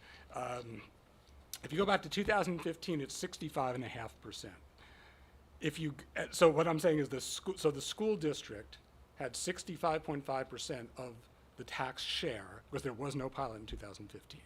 Okay, roll forward to 2026, and remember earlier we said that the share that the schools get is 69.6, right? So to get from 65.5 to 69.6, how do you think it got there? That's what I'm asking. 23% tax increase, okay? So that tax increase brought up their share from 65 to 69%. Yeah, and it's, I have no, we have a great school system, I love the school system, but their budget is separate, and they're separate from this body. I'm just presenting numbers. So so now when you add the pilot in as a thought exercise, right? So we're getting 7 million of pilot, you add that to the 104 million, and then you divide the school's share, I don't have in front of it, 77 million or so. They actually have a higher percent now than they did pre-pilot of the communal resources of the town. And it's counterintuitive, but it's math, right? And facts really, they are what they are. Sure, I have to go back and. Trust me, it's correct. Comprehend that a little bit, that was quick. I have a hard time understanding how the tax bills are going up every year. And again, not everybody, some may be going down. No, you're right. So your statement was correct. So our taxes are, I'm a taxpayer too, and I don't like to see them go up. Mine's gone up significantly, and since 2020. And we said earlier today, on average, it was up 6.3%, right? But we also attributed where that was coming from. And I kind of intentionally went through the staging, if you will, to show the spending and the linkage between spending and taxes, because I don't think that linkage has ever been kind of laid out clearly.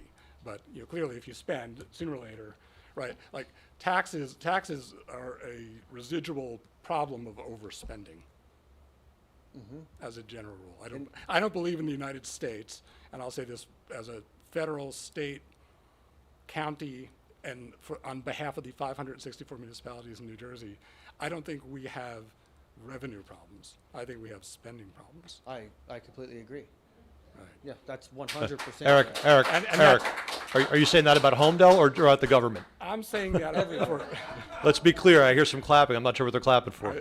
Well, I'm saying, I mean, you guys, I feel like a broken record at this point. I've gotten up here every year since I've been on the finance committee and said the same thing. Everyone is spending too much, and everyone, not just you guys, right? But I will say though, this year, I think your clapping is misguided. So, as I pointed out earlier to those who were listening, the increase was 3.7%. Running year-on-year CPI is 3.8%, right? So we're running effectively at the inflation rate. Our operating budget, 1.8%.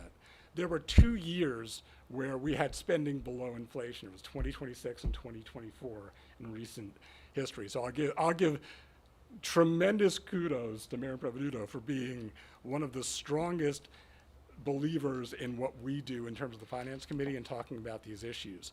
That has not always been the case, and frankly, that's what inspired me to join the Finance Committee, was the highest level of spending that we had seen in Homedale Township, going back a bit. So, in any event, to answer your specific question, and it is counterintuitive, and it's very simple to prove, net of the transfers going from the township back to the school district, the district has higher share of total resources, including the pilot. And if you want to satisfy yourself quickly, just intuitively, taxes are 105 million bucks total, right? So you go from a 65% share to a 69% share, so call it like 5%. 5% on 100 million, call it 5 million bucks. If that pilot went to the schools today, that's about the same share. So you can think. That's not necessarily true, because a pilot is a negotiated rate. If they were paying the real property tax rate that we're paying, that they should be paying, it wouldn't be the same exact number. Well, no. $3 million phone in Regency pays about $10,000 in change in tax. That's a big difference. Yeah, no, I'm. 1.3 million valuation. Wait, Right. if someone's going to speak, they need to be at the microphone. Yeah. I'll speak to that. I'm with you, and we can, but the general. So it's not as simple as just simple math like that. You really would No, have to there calculate is some what would the tax rate really be, and what would that income really be bringing in, and then take 60-something% of that. No, we have it every way you can calculate. I tried to do it simply for the sake of exposition here, and the answer to your earlier question is 91%, the ratio of Monmouth County home prices to Homedale. So there is no correlation between the tax rate. Under normal tax rate, the school district's losing out on over $5 million a year. I disagree. I- How do you, well, If you I'm- put the, I don't if you put, defend, if you put the actual tax rate up in lieu of the pilot program, and then do the calculation of the 60-something%, that's how you get to the number. Yeah, I'm not Yeah, gonna. but get into you the still have, if they specifics. have a budget of $100 million, they're getting their $100 million. Who? They The get school. whatever their budget is. Yeah, The- that's the where school you has missed the passed the pilot budget. presentation we did last year, Nate. I suggest you sit down with Eric Aguiar as well. He did a whole presentation for over an hour. A lot of these people ask questions. He'll give you all the answers you want. It's definitely something you should sit down and invest some time with him, for sure. Yeah. Yeah, because the school adopts a budget. You have elected officials there. They adopt a budget every year. They set a tax levy. That's what they get. If their tax levy is $100 million, they get $100 million. So they set their own tax levy to kill courtesy busing. Yes. Yes. Okay. Thank you. That's true. Yeah, by all means. And Bontempo, 22 Grandview Drive, just so I understand, okay? Pilot program, people that live in the Regency, their homes are assessed at whatever value. Because I've gone on to pay my taxes on Homedale, and I've looked up because it's public information, anybody can do this. You can look up any address and see what people pay every year for their taxes. So I just randomly hit a house on Stratford Lane, which is one of the residences inside of the Regency. Their home is assessed at $1.333 million. And when you hit taxes, it says zero, so you have to go under another tab in order to find out what they're actually paying for pilot.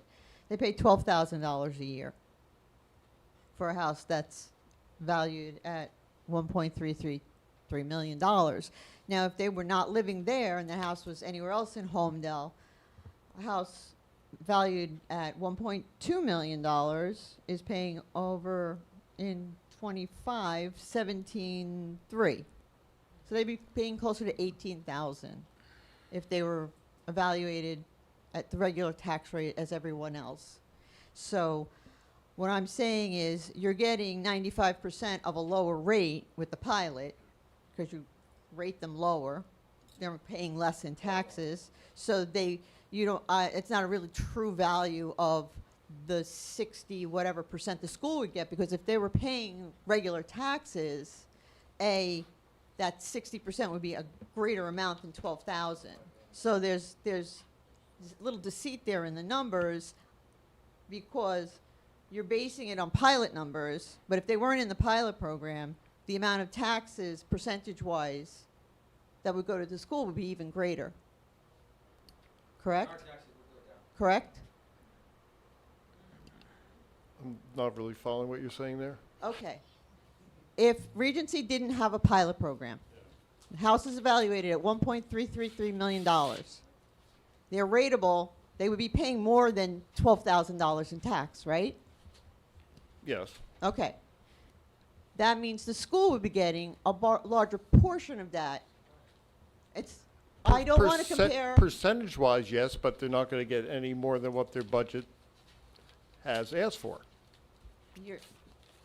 What I'm saying is, I'm not looking at what they pay in a pilot tax. I'm saying if they paid actual tax.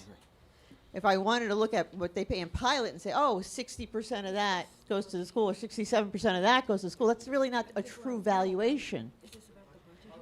The true valuation is, if there was no pilot program, what would their actual tax be? Hold on. We need to get back on track. This is a budget discussion. This isn't a school budget discussion.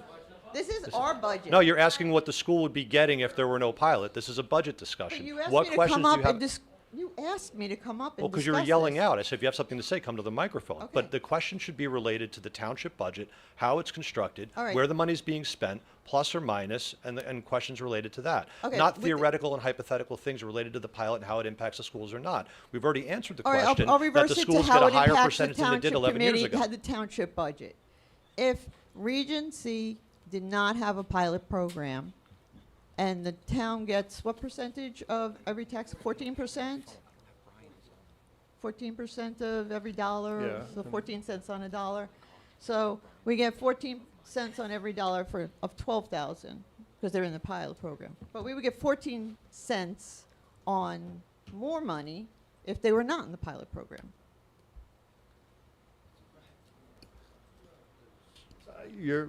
I suggest you watch Eric's. I did watch the presentation, but what I'm saying is, You know what? We'll bring what Eric. would be the difference between, there's I don't- I- 185 houses in Hang on. there. I don't. They're can- all paying less money than That's we not pay. how it What works, does though. this have to do? I need to understand what this I has want to to know do what with the budget. difference is that you would receive if you were going traditionally. You don't. Well, The budget comes first, not the taxes. You have to decide how much you need first, and you back it the other way out. that's why the schools always That's get why whatever number they they always need. get what they need. So you're not going to get any more money. But that's if the not pol- I'm not asking about the schools. Okay, even us. That's the same way. We right, so pick you're a budget backing number. in. We back into it every time. So you evaluate, but the valuation of the homes in there, 185 homes, is evaluated just like my house is evaluated, right? We're all the same valuation, but because they are in a pilot program, they pay a certain amount, which is lower than what I pay. What I'm saying is, if they paid traditional taxes, what would be the difference? That's for a question for the tax assessor. Why don't we have Eric come in at the next meeting and he can represent the pilot? That's a question for the tax assessor. I'm saying you can just represent it again, I guess, yeah. What I'm saying is, there is a difference there that no one really. Okay. Guys, you, I just want to speak just for 1 second, because I understand that you guys are frustrated. I do. I'm not really But- frustrated. I but just this don't is- think but people this are is a lo- really hot topic in our community right now, and the residents really want answers, and they need education around this. Well, and we're trying to provide the answer, but every time we seem to provide an answer, someone seems to think that we're not providing the answer they're looking for. And I've Well, been I mean, going through there- this for the past several months. But the questions So- weren't being answered. So, but the question was, right? The question was, the assumption is the schools are somehow losing out based on the pilot. The question was conclusively answered by the head of by the chair of the finance committee, who said the schools are getting a higher percentage now than they did 11 years ago before the pilot kicked in. Now, people don't want to hear that, but it's a fact. Okay. Right? So I understand it's a hot topic, and I understand everything. The school budget, our budget's 33 million, the school budget's 77, right? With enrollment declining 20% since its peak, right? So I'm not sure where the discussion, where everybody wants the discussion to go. The school's getting more than it ever has before. The school budget is higher than it's ever been. The school always gets its money, no matter what. Okay. So I'm trying to understand what I'm missing in this. That's why we keep going sort of in circles here, and No, I'm trying to we're understand. Not going in circles. We're not going in circles. I completely understood what he said, and I think he understood my question when I asked about the pilot program. This is something that the general public does not understand about how the pilot programs affect the tax assessments to homes and to the school district. The $7 million, or however much, off the top of my head, the pilot program that Bellworks is paying. If they were paying normal property tax and everybody in the Regency was paying normal property tax just like we are, the school district would be receiving more money than what they are today. So would the township. That's what I'm saying. That, And our taxes wouldn't it- be going up at the same time. yeah, I'd absolutely be going up. They'd absolutely be going But up. how? How? If you're receiving Because a lot more well, property at first, tax. if what? Because the school's receiving a lot more property tax, which means the townships get 16%. So if the township's getting 16% and our budget has to increase due to whatever, a $700,000 increase in health insurance, salaries, wages, pensions, anything that goes along with that, the municipal tax is going to increase. So it's one pocket or the other. Either way, you're paying more. I'm just going to ask you one question. Sure. What would the assessment be?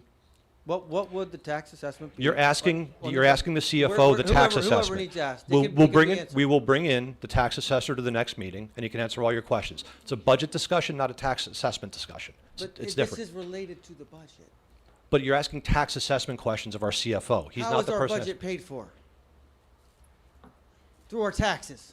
Yeah, but you're asking That's a assessment. budget Yeah, discussion. but he's not the one that's going to give you the calculation or the what if or the hypothetical. I understand that. Now you've answered my question that somebody's going to be at the next meeting to Yes. help us clarify that. Yeah. Thank you. Yeah, Jay? I wish you understood.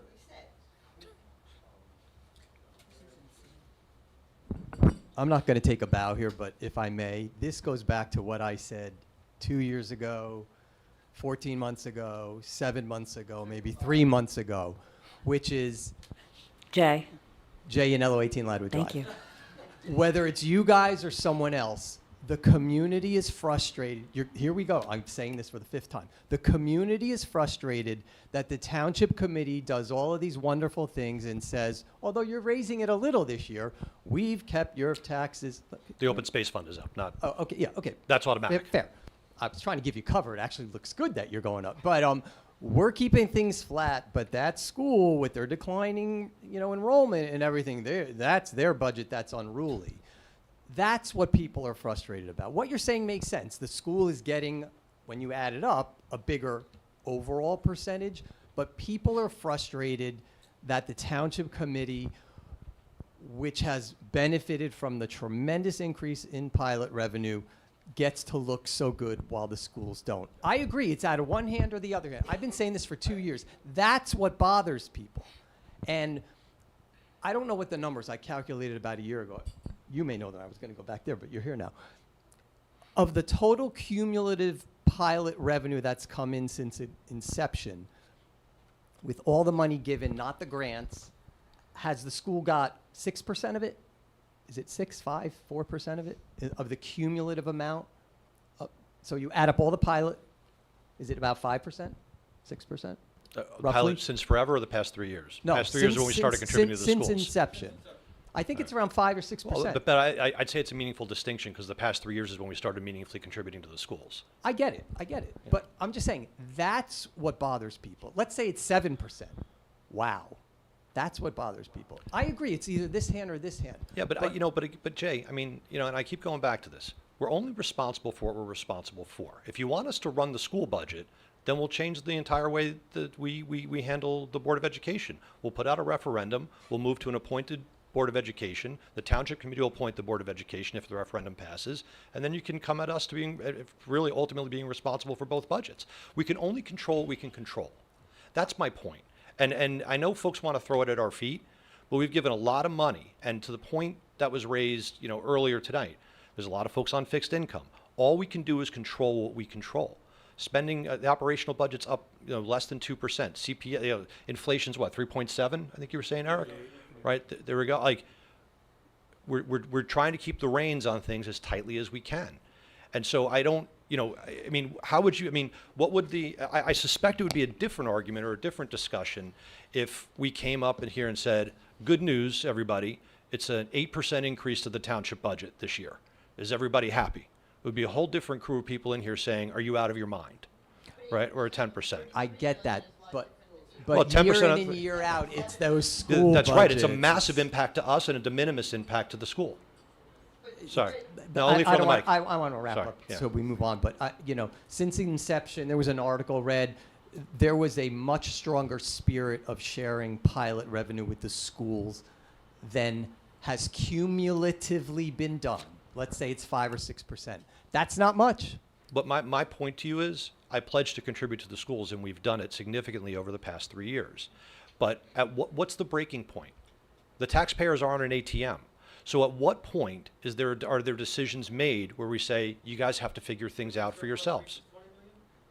Well, right. That's you know what I'm saying, Jay? Like it can't be an empty, it can't be just an open checkbook. Oh, right? Because no. people pay. I get it, but I'm going to say for the last thing and we'll move on. It's the campaigning, it's the flyers, it's the presentations. We're keeping it really flat. That's what bothers people. And I've said this again 4 or 5 times. That's what bothers people. Okay, understood. Whether it's you or someone else. I understand. Mr. Shkita? Yeah. Patrick Truskita, 56 Line Road. Just want to reiterate, thank you for Ralph Zucker, because that's why we have the pilot money that's pouring in money every year. It would be a 2 million square foot empty office building right now, and no Regency and no revenue coming in. Zero. It would be an eyesore to the community, an empty Bell Works, an empty Bell Labs building, just like the other one on Holmdel Road looks like right now. Okay, so the pilot is pouring in money. It was successful. It's the most successful thing that Holmdel has ever done, and we should be thankful for it. We're using the money wisely, and so be it. Thank you. Karen, and then Ken, I'll get to you. This is still the budget hearing, correct? Yes. Thank you. Karen Strickland, 26 Hayward Hills. I think Jay Anello is exactly correct in what he said. And yeah, we don't actually. But on this one we do. And the issue that is annoying me the most, I had 4 kids raised in the schools, and this business of the safety busing, of them canceling it. Now, I understand what you said about the school district has their budget, and you guys have yours, and you've managed yours, and they have to manage theirs. For some reason, they chose to get rid of that safety busing, which is horrible, in my opinion. Our town is not built for it. We cannot, and so as the township committee, maybe you have to step up one more time, say, you guys got to get your act together, but as wayward children, you need to protect our kids, and we cannot have kids walking on these streets, and we can't wait until some kid dies because some car hits them. So if you can figure out a way to put into this budget the courtesy/safety budget, safety busing, please figure out a way how to do it, because it's not right to not get these kids to school properly. Thank you. Thank you. Ken?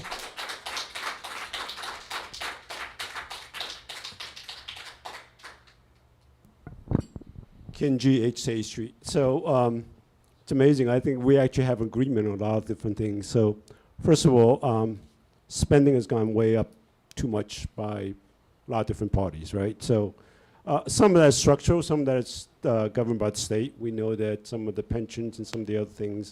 However, having said that, there is a slight alternate view here. With all due respect, Mayor. Your budget is smaller than the Board of Ed. There's no doubt about that. However, with the pilot coming in, and yes, the pilot's a great program, and I think I've said this a number of times where at least 3 mayors I know have taken full credit for this thing. So it is a great program, but I look at it slightly differently. This is an I didn't take alternate credit view. for it. I'm not one of them. What's that? I'm not one of them that took credit. No, you're not one of them, but your father was one of them. But Well, he cut the deal. yeah, no, absolutely. Listen, it's a great program. Don't get me wrong. It's absolutely a great program and all that, but related to the budget specifically.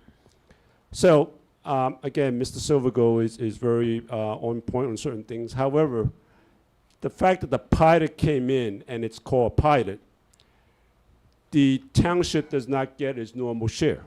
So depending on what year you're looking at, whether it's 15% or 20% or whatever of that pilot, in fact, when you look at that incremental increase in the last 5-6 years, I look at the gross amount. That's why I asked you about 95 versus 100%. 5% goes to the county. But if you look at it, roughly a slightly over 7 million comes to the township under pilot. And if you look at the net amount that the township normally gets, is call it 15% because I can do the math. It's roughly about $1 million out of that 7. So the incremental that the township is getting is roughly maybe 6 million or so. I don't know if I'm going to get disagreement. So that 6 million pays for a lot. And we've been spending the last 5 years incrementally to match that revenue. And so when the question comes up, can we spend from our budget, can we spend whatever it is, $600,000 for courtesy busing, or can we do whatever? It is, you're absolutely right, their budget is bigger, but in terms of the incremental amount of revenue that the township is getting and its ability to spend that. But right now, we're unfortunately caught in a situation where the township spending has caught up with the incremental revenue. Because that actually, when it first started, it was very small, but by the 3rd year or so, it jumped significantly to the 7.5 million, 100%. So when you look at that, that's roughly a 50% of the tax levy for the township, because our numbers were roughly, I call 14 million-ish. 5-6 years ago, it's just a little bit less than that. So when you get an incremental of 7 million, that's a 50% increase in our tax levy. So you're right, their budget's bigger, that needs to be managed. But similarly, I believe the township spending needs to be managed. I think there's no disagreement on that.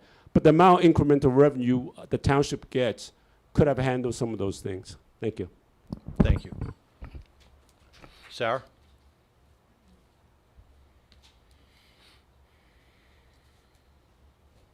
So I was actually confused. Sarah Cho, 4 Putnam Court.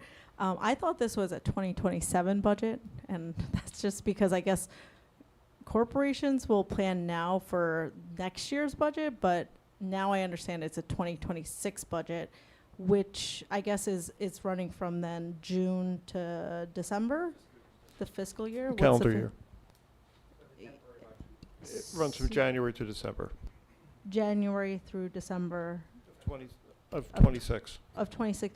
So what about January 26 to June 26? We have a temporary budget. Is that normal? Is that what you guys? That's statutory, yes. So you have like 2 budget sessions? Well, one of or- them is restricted on the dollar amount, that it's a percentage we can have for the temporary budget. Oh. And once we get the final budget, then we just upload that. So there's a temporary budget, it's all in the statute. Okay, so I guess the last time you guys did the January to June 2026 budget back in like December of 25? I'm No, just it trying to has to be understand done in timing. January of 2026. At the reorg meeting, they Oh, do a okay. temporary budget, one for the Okay. current fund, one for the sewer, and one for the swim pool. Okay, so now we're looking at 2026. So the reason why I'm trying to understand the timeline is, the Board of Ed has moved to subscription busing. Families are being asked to, give right now a $500 non-refundable deposit. It looks like maybe half of the children are going to be. There's no escape, Eric. Are going to be opting into subscription busing. And I think the Board of Ed has since provided the Township Committee with, I guess, the routes that crossing guards will be needed. So you guys have an idea about how many crossing guards will be needed? I don't think we have that yet, Chris. We talked about that today. I think it's being evaluated this week.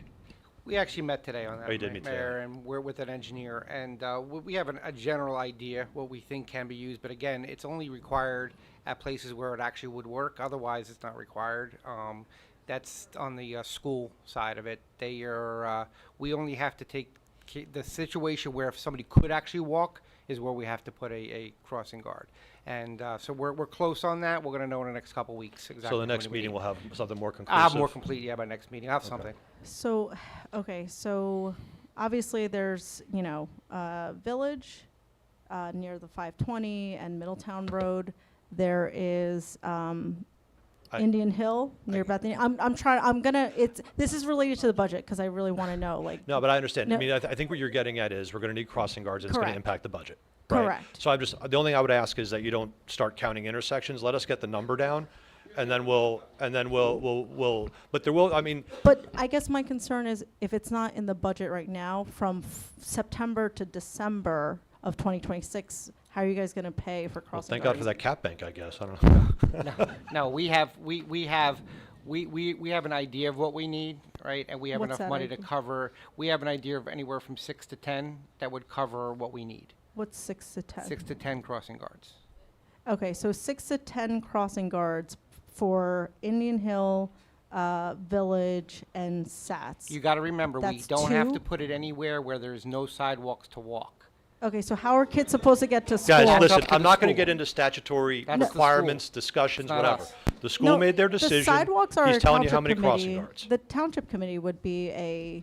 You got to read the statute. The statute only says we have to do the ones that are actually that have places where we can put a crossing guard. If they're not going to work, then it's up to the families to actually drive or take them another way to school. Okay, That's so not on the town. Let's just call it 10 crossing guards. Just, I think the average salary, and are you going to outsource that through a vendor, or are you going to? We haven't decided that officially yet, so we're looking into all options.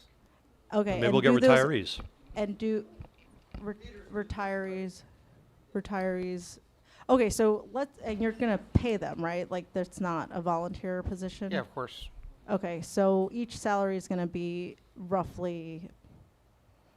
I mean, I don't have the exact numbers. I mean, I would have to sit there and do it, but. Sarah, the next meeting we'll have yeah, the we'll answer. have more No, answers. no, no. This is really important to understand with the budget versus courtesy. This is very important. Yeah, it's going to be because significantly less than courtesy busing. Will it though? Yes. How much less?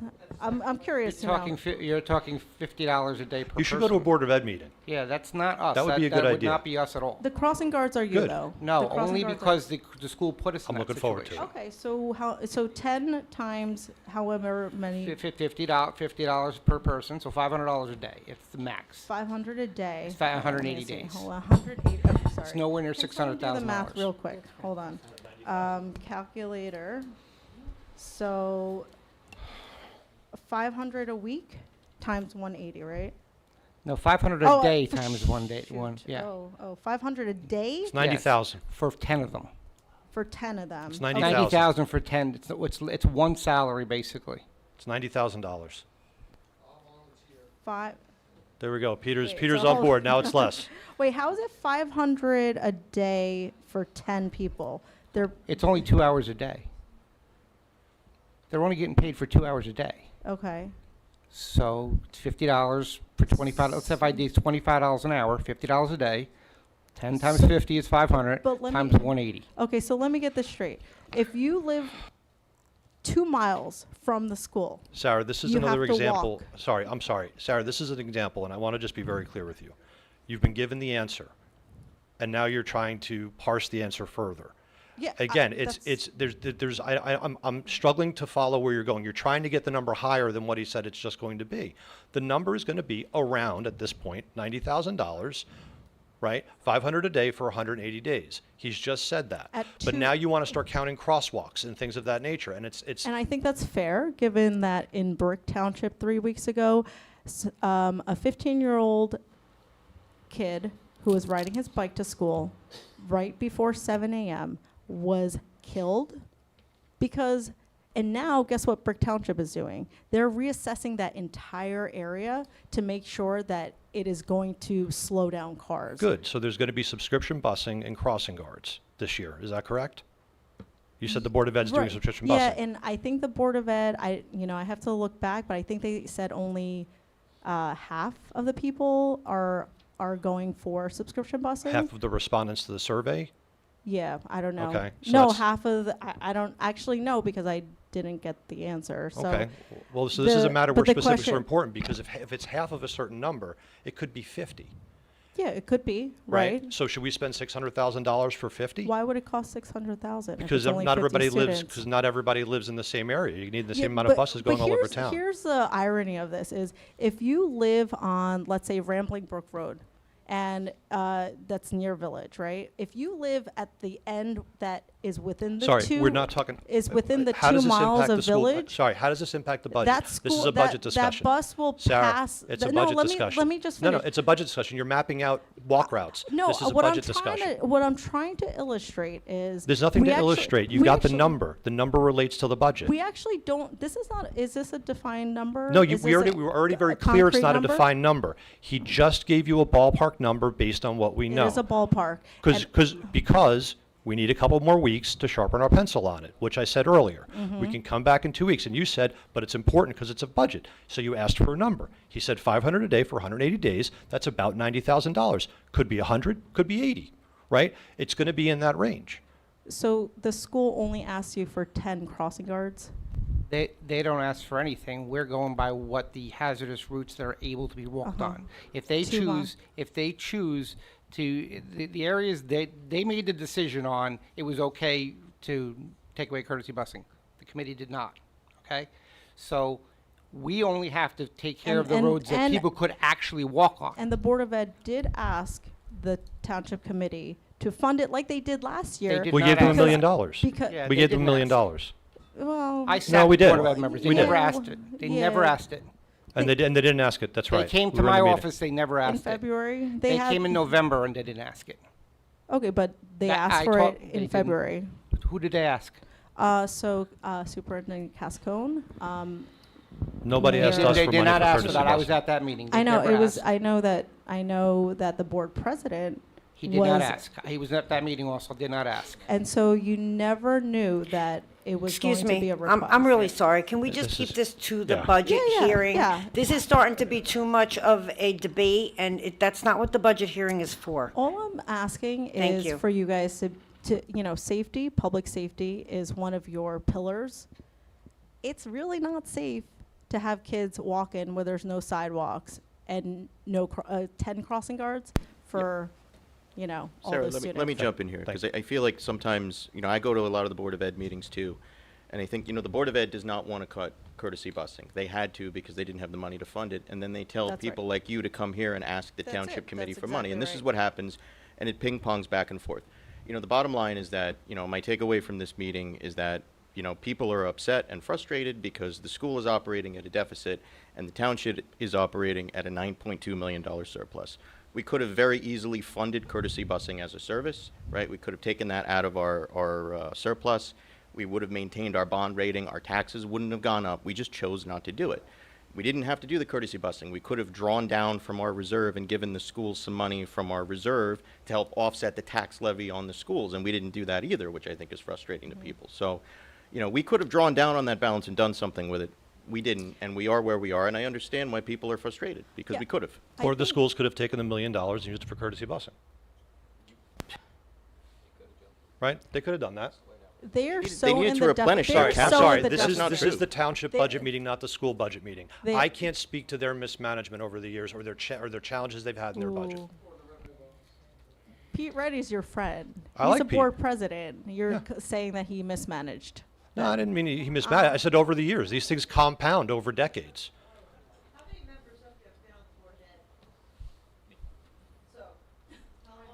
And we had no Okay, is this conversations the with budget Township hearing? Committee. Please. So, anyway. Mr. Damari. Chris Damari, Seven Oaks. I've been a community member for 48 years. I'm not frustrated with the budget. I support the budget. I do appreciate these people's support for the schools. I would have loved to see it when I was a board member. I didn't see any of these people at the meetings. Joe, you said you go to a lot of meetings. You were the liaison for 2 years. You didn't go to one meeting. You never answered me. You didn't go to one meeting. All right. I have the 2 emails you sent, and I'm not going to go over that again, More on than how you 2. misled people. I want to talk about the Budget. spending, right? Because we talk about the budget. The township, as you had mentioned, you took this. You have a much smaller budget, 16%. The schools are getting now 69.5%, almost an $80 million budget. And in 20 years, we've seen a 20+% decrease in student enrollment, and the staff has went up significantly during that time. And again, there's some arguments there with IEPs and special education and needing some additional staff for mental health. However, what I do get frustrated with is when these conversations come up and people don't want to look to the 80% expense of the Board of Ed budget. 80% of the Board of Ed budget is teachers' payroll, benefits, and contract. We talked about earlier a spending problem. A spending problem is when you spend what you can't afford. When I was on the board, we told the entire community that our spending problem was we got locked into a labor agreement that the taxpayer was never able to afford. We put that data and facts out there clearly. So it's disappointing to see community members who are somewhat involved just not want to pay attention to the facts that we put out there. You can look at old BOE newsletters. And as these discussions continue, we can't lose sight of that narrative, okay? The schools are getting $80 million. 80% of that, 80% is teachers' payroll, benefits, and pension.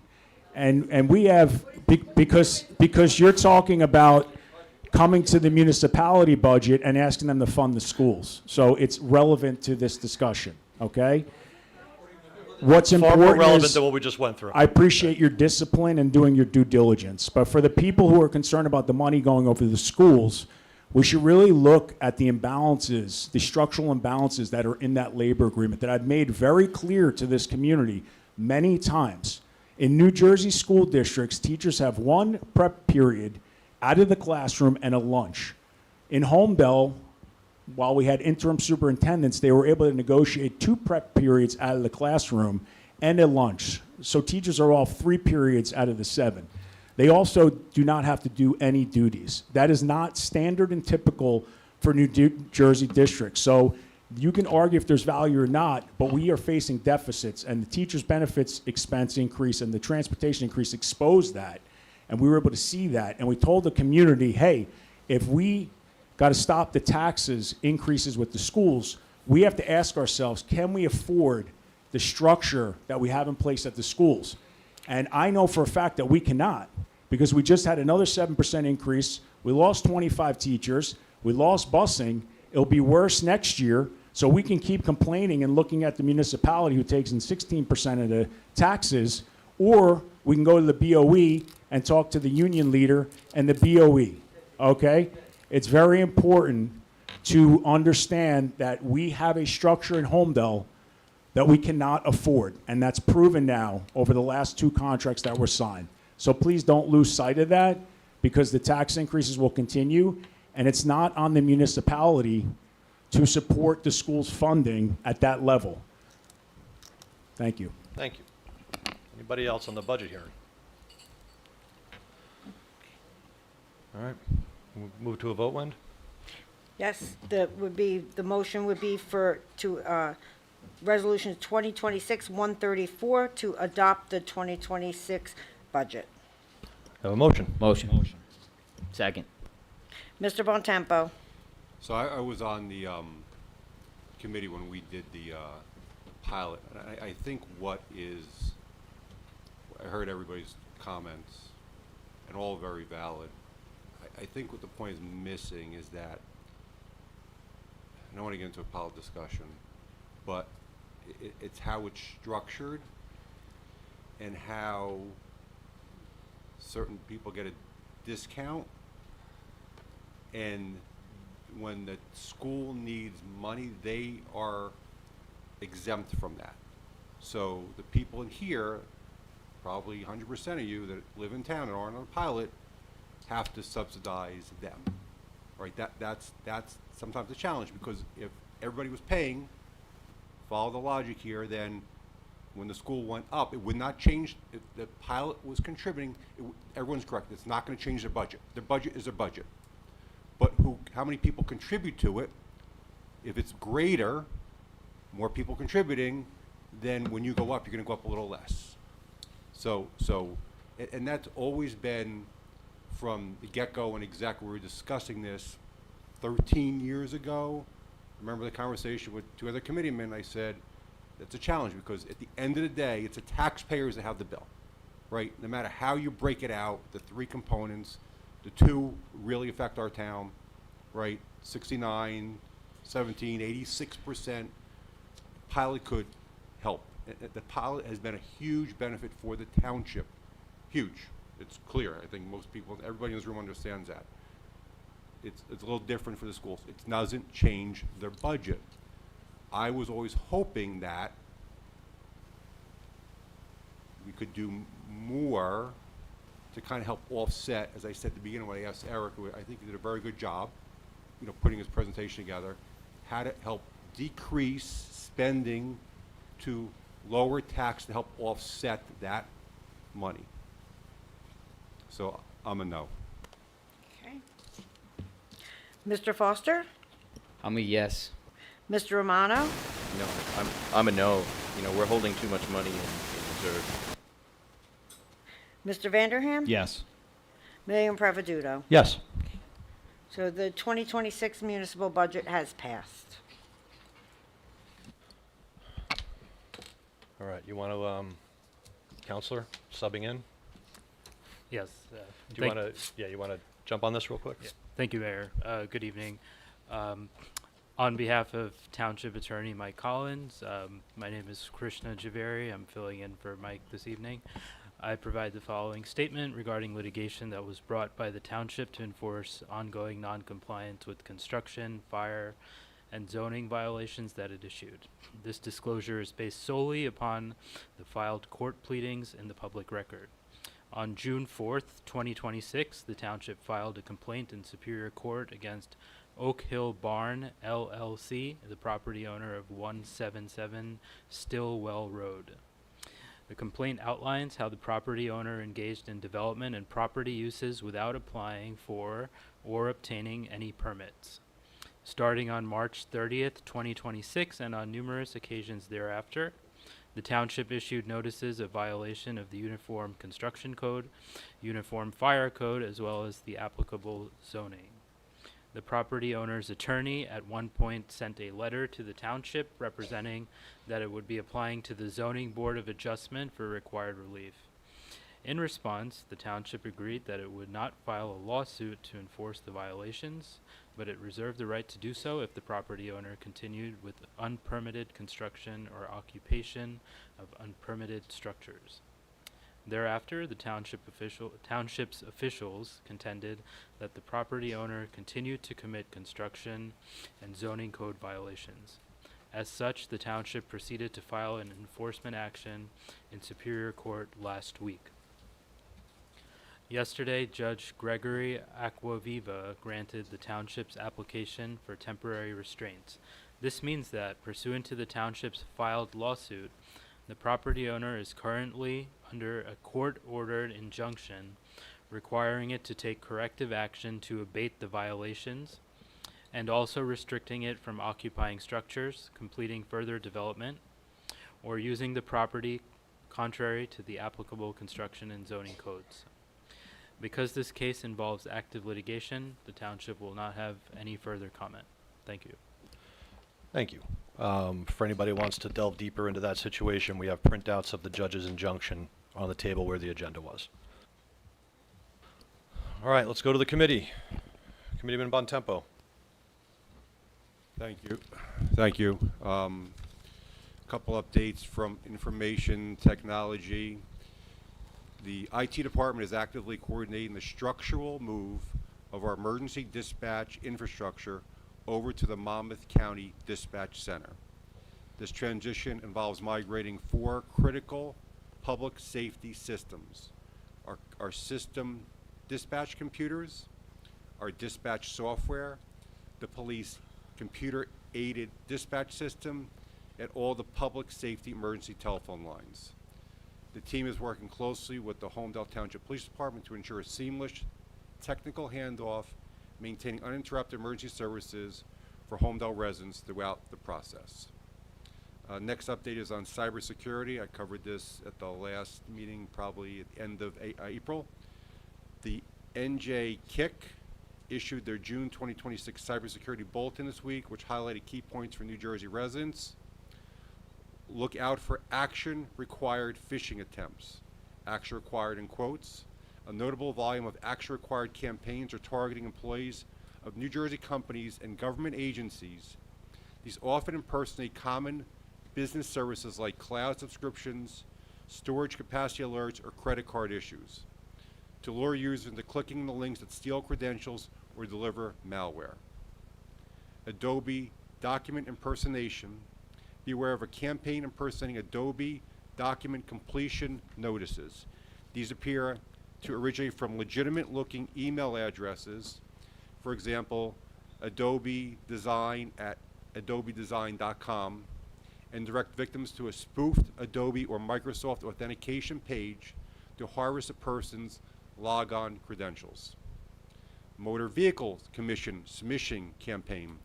The NJ KIC is tracking a wave of text-based scams impersonating the New Jersey Motor Vehicle Commission, MVC, and New Jersey State Police.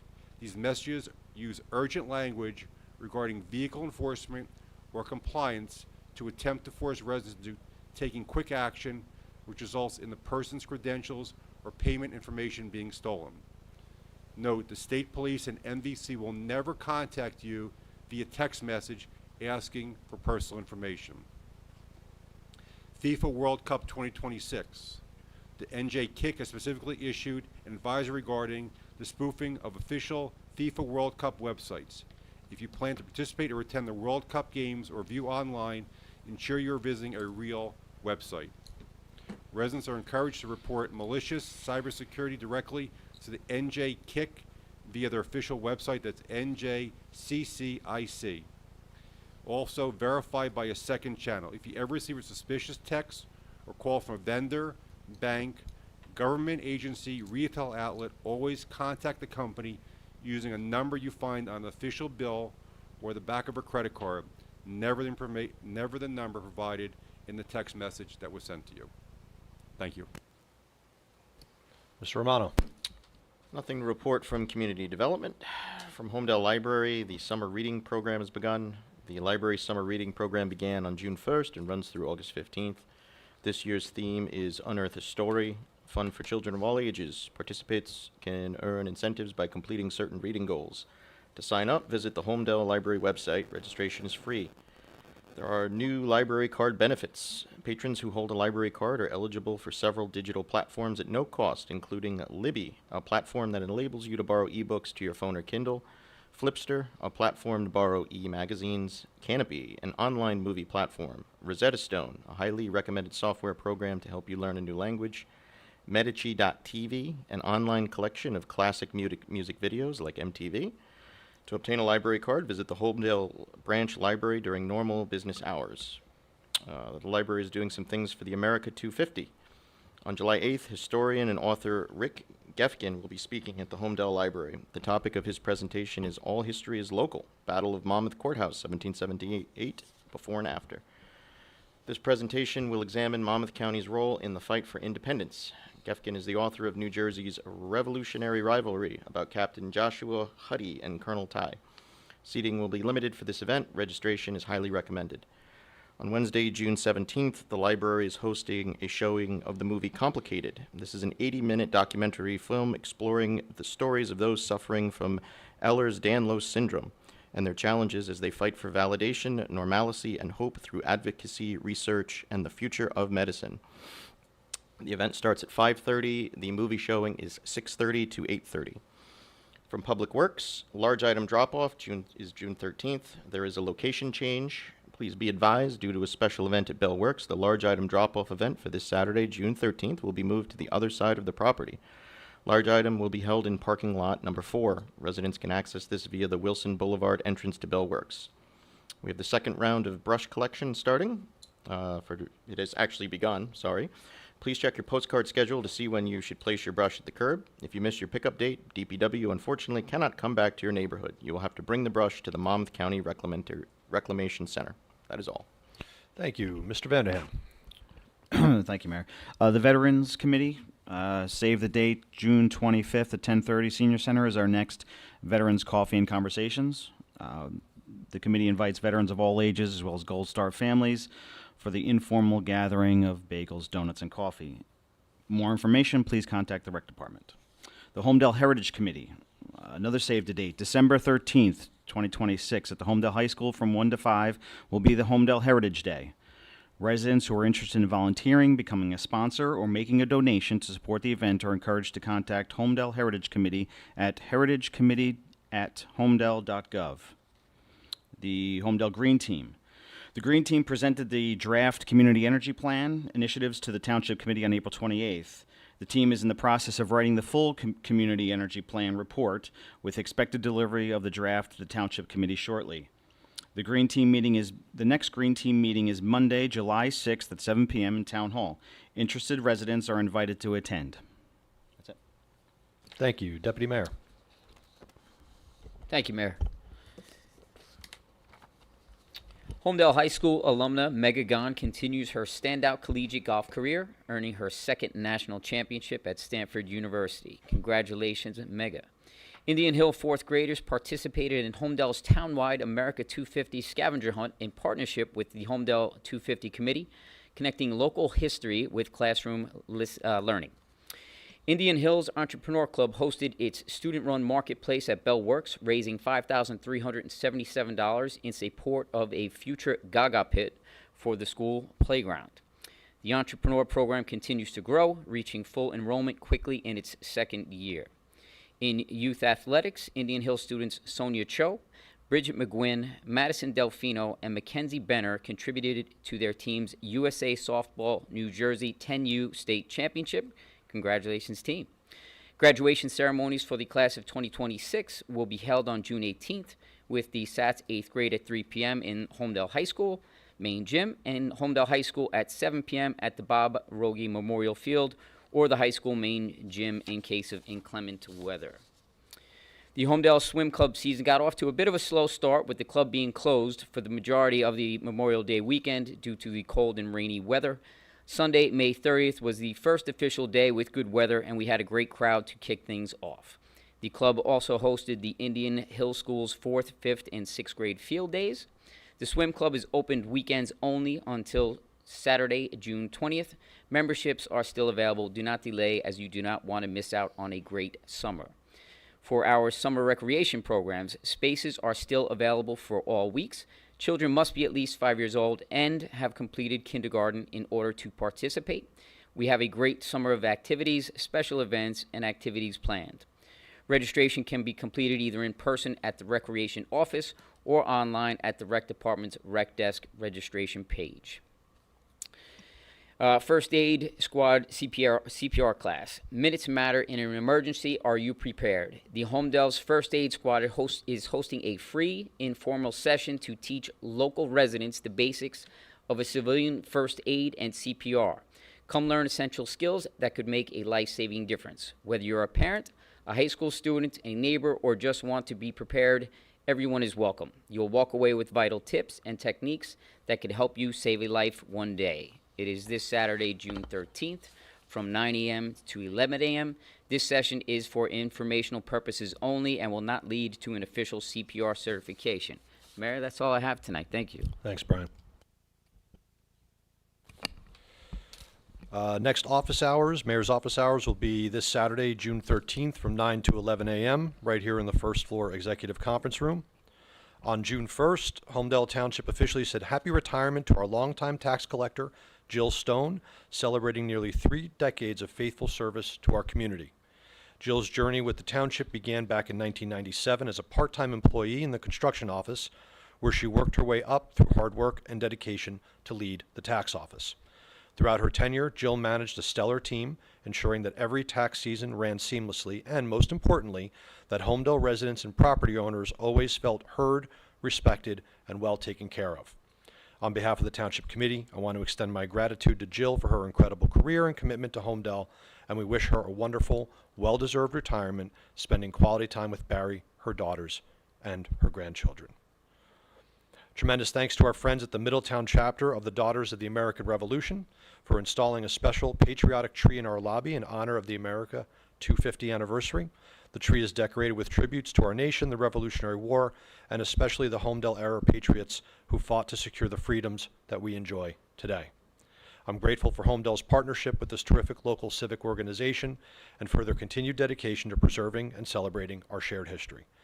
Shout out to DAR, volunteers Jenna Antol, Lynn Antol, and Michelle Donnelly for arranging and curating this special exhibit. Be sure to stop by and take a look at this wonderful tribute to community and country. Thanks to all veterans, active service members, Gold Star families, and residents who attended, along with the civic groups who participated to lay wreaths in our Memorial Day ceremony. Utility crews from the police department. Utility crews will continue to work on South Holland Road. There will be alternating traffic pattern beginning tonight through June 14th, each night from 6 p.m. to 5 a.m. South Holland Road will be closed overnight, June 15th and 16th from 9 p.m. to 5 a.m. with detours set up to assist drivers. And that is all I have. Wendy, you want to do the public comment? In accordance with the Open Public Meetings Act, this is a public comment period for public comment on any governmental issue of public concern. In accordance with Resolution 2022-17, public commenters are asked to raise their hands and wait to be recognized by the mayor before coming forward and making public comments. Commenters are asked to state their full name and address before commenting. Public commenters are limited to one comment, not to exceed 3 minutes. Comments should be directed to the mayor and the township committee. If appropriate, the mayor may direct and recognize a staff, employee, or professional to respond to comments either at this meeting or in writing after this meeting. Thank you. Thank you. Mr. Yanello.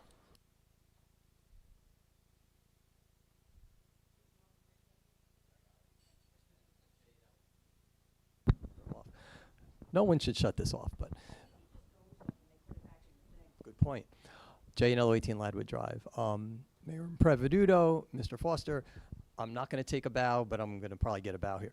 Over a year ago, when I saw the power lines coming up 34, I said, what is going on? Are they coming here? And Mr. Foster, I think you said, and you guys, we're going to look into it. JCP&L was quoted in the press recently saying they've been working with the town for a couple of years. Did they misspeak? What is the answer on that? We spoke about it 3 times at public meetings last year. I'll get you the emails tomorrow so you can see the transcripts and the videos. But we brought it up 3 times last year. No, I know you did. I was at most of those meetings. I know you met with them and everything. But when I initially brought it up, you guys didn't really know what was going on, and they said they've been working with you guys for 2 years. Did they misspeak? I can't speak to that. I don't know. I dealt with them last year for sure. No, I know you just did. made- Yeah, it was okay, after I brought it so up. my answer is I can't speak to that if it was going on for several years. I don't know. So I think the right way for them to say it is they've been working with us on and off for several years. And so what I mean by that is it never came up once in 2024 when I was mayor, not once. I can't speak for DJ and the administrator in 2023, nor can I speak to the years prior. So these are the 2 years, and frankly, it might have been handled directly with the administrator and he didn't inform us. That's conceivable, right? Okay. I wouldn't, I'm not trying to accuse him of anything, but it's possible.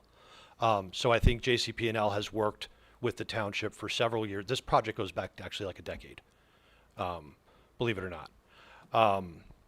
So I'd say they've been working with us in varying capacities over the past several years specifically, but this project goes back a decade. Yeah.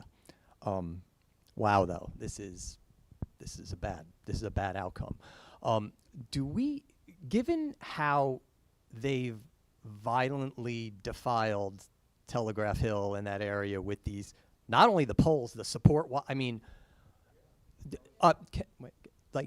do we have even a rapport with this company that's based out of Bell Works? Because it almost looks, I'm not an engineer, but again, I've said 15 times, I followed the utility industry. I've been to countless utility presentations and things. I've never seen anything come anywhere close to this. So, I mean, are they going out of their way to mess with us? And the Paralam support thing on those people's front lawn? I mean, so what do you say to this? Yeah, they're going to come in with a full team at the next meeting or the meeting after. When it's all done. Well, what I will say to this is, and it's public record, that this was approved in 2017 by the Rage leadership. So this was known by that group for a decade. So after the poles did not go up on the train tracks, this was negotiated with Rage leadership, and it was known. That's a fact. Okay, so that's news to me, and that's okay. interesting. But it doesn't excuse this body from. Well, but this body had no say in it. Well, we had JCP&L is using their property, right? It's their easements. There was nothing to be done other than to negotiate certain things around it, which Brian did last year. And by negotiating certain things, it was like preventing the trees from getting cut down on South Holland, right? So the point of the point I'm raising to you, Jay, very simply is, first of all, the township's been, I mean, this has been public for quite some time now. There were 3 or 4 meetings last year. Frank Luna came in to talk about the utility upgrade in 2024. Unfortunately, that meeting devolved quite a bit. There was a robocall from the mayor last year. There have been numerous updates around utilities and things of that nature, and the things that and the upgrades going on. And in addition to that, and we're verifying, so I'm going to give you their words, not mine. JCP&L said they notified 360 residents that would be impacted by this more directly. Those are their words, not mine. Yeah. So my point to you is, I don't like it either. Okay, I don't think it looks good. I think over time it'll recede into the landscape mostly, right? But the fact of the matter is, they went to the BPU. This was a deal negotiated also with the federal government, by the way, because they had to comply with federal regulatory statute, right? And they used their own land. They did it with the ability to bypass the municipality. Yeah. Right, and this is connecting the substation in Aberdeen to the substation in Red Bank. That's the priority. So no one's happy with what's transpired here. This was negotiated before any of us, well, most of us were on the committee, and this is what we've been dealt with. This is what, and we've looked into every legal option. That was my next conceivable. question. We've What- looked, what is and you the know practice? we fight everything. We've Yeah. looked into every legal option conceivable. There is no ability to file an injunction or to get one to win, right? There's nothing because it's JCP&L's property. It's their property. It's their right of way. Is that what you're saying? Yeah, it's their easement. Well- It's their easement. It's their easement. They don't need permission from the town. They don't need variances. They don't need anything. So I understand. We're all frustrated by it. but Millstone had a completely different situation. They had to go to Millstone to get variances. They didn't have to go to Homedale for anything.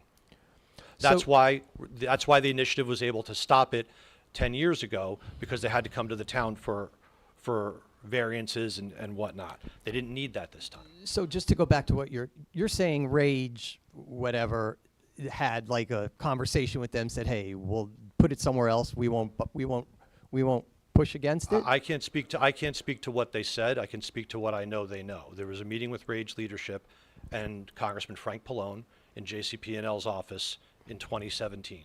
Yeah. I don't know what all members of Rage that were there. And I also know that it's public information on Facebook. I think it was a post from April 13th, 2017, where this is detailed, including the big, I can't think of what you call them, the massive metal poles as part of the alternative. And it was commented by many members of this, by many members of this community that it was a great idea. Okay. Okay. And by the way, you don't have to convince me about the NJBPU. They're quite, and the leadership and everything. But it would be nicer if they considered how bad some of this looks. And I'd love to hear their explanation. When they come in, they'll give it to you.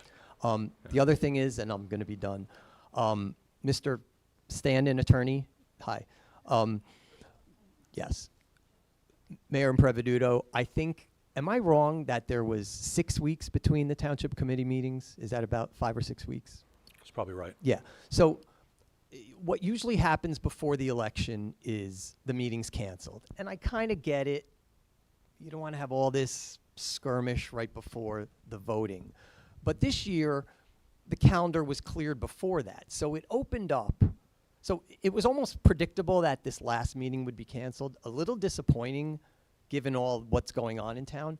But the calendar was stacked against it in advance, leaving this big 6-week window of no meeting and no forum and no discussion and no discourse.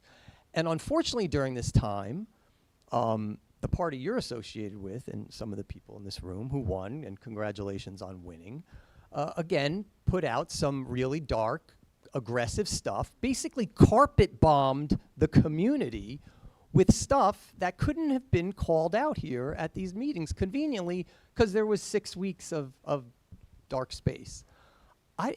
Number one, is it legal to have 6 weeks of no town meeting?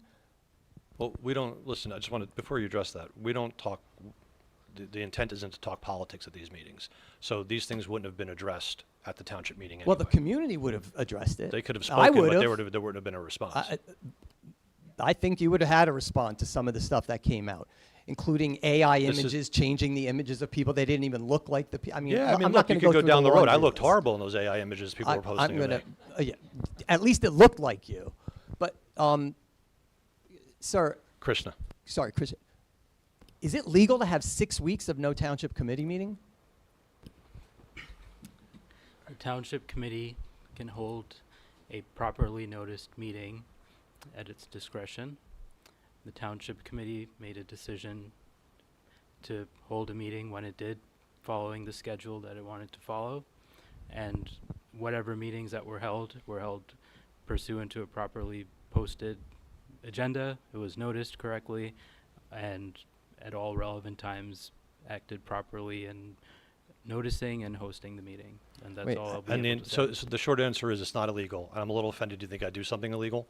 No, I'm not saying but, you. But this it also wasn't an intention to cancel. You know me, I would say you're doing something That's illegal. true, I'm just wondering if you inadvertently may have done something that's not really allowed. And his answer is no. Is your answer no? Because what you said almost sounded like. Yeah, it didn't answer the question. If you don't know, you don't know. You're not going to put words in my mouth, and you're out of time. All I will say is, the township committee is a public body. The public body follows applicable state law regarding open meetings.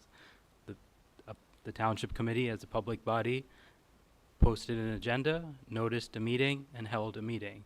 At all relevant times, acted legally. That's all there is to say about it. That's a really well-rehearsed answer. But in any event, I really think it made you look bad. Yeah, look, it wasn't the intention to cancel. It really wasn't. It wasn't the intention to cancel it. Well, I'm not going to ask specifically why, who couldn't Yeah, make it. well, I already whatever. addressed why. I was in Pennsylvania for the wake, but understood. All right. Thank you, Jay. It made you guys look really Nate?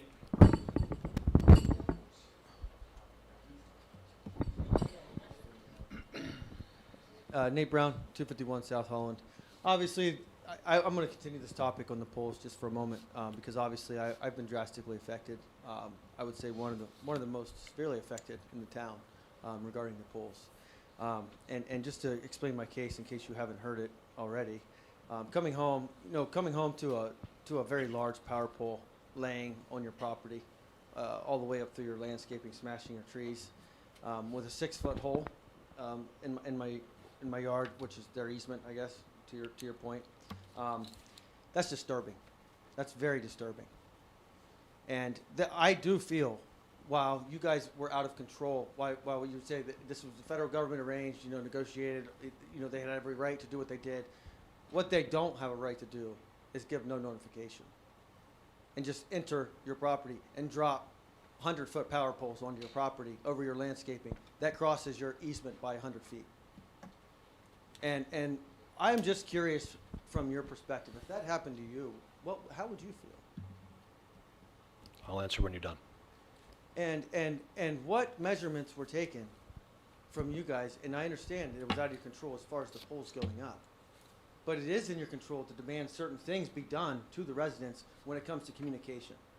Okay, I've been in talks with T&M, I've been in talks with JCP&L, and they keep passing the buck from this person to this person to this person, and it's getting to the point that lawsuits are going to have to get opened. But my real question to you is, why couldn't we have prevented me from coming home to a power pole laying on my damn property when I have 4 kids in my home that could have been playing in my yard getting smashed by the damn thing? And I saw it on my camera. It was dropped. It wasn't laid. It was dropped onto my property. That's disturbing. What actions were taken by any of the committee members to make sure that communication, they said they notified 360 residents, or I can't remember recite the number that you'd said, I think you said 360? What measurements were taken to make sure that happened? Because I can tell you, it didn't. I have surveillance around my property. If you can tell me the day that they came to my property, I'll show you the camera from that whole day. All of them.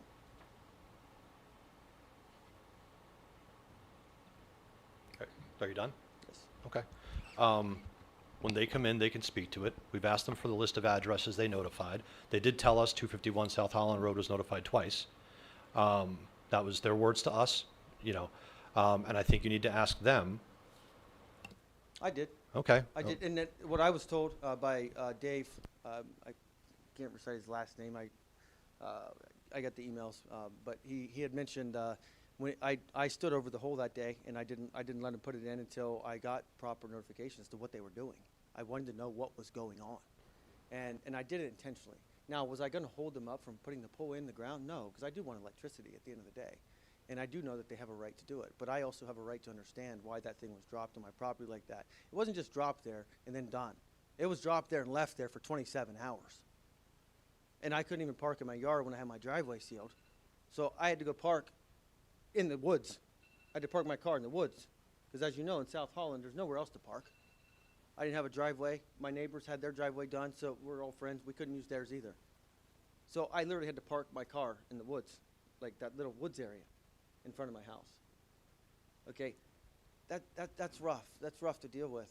And you know what I was told by them?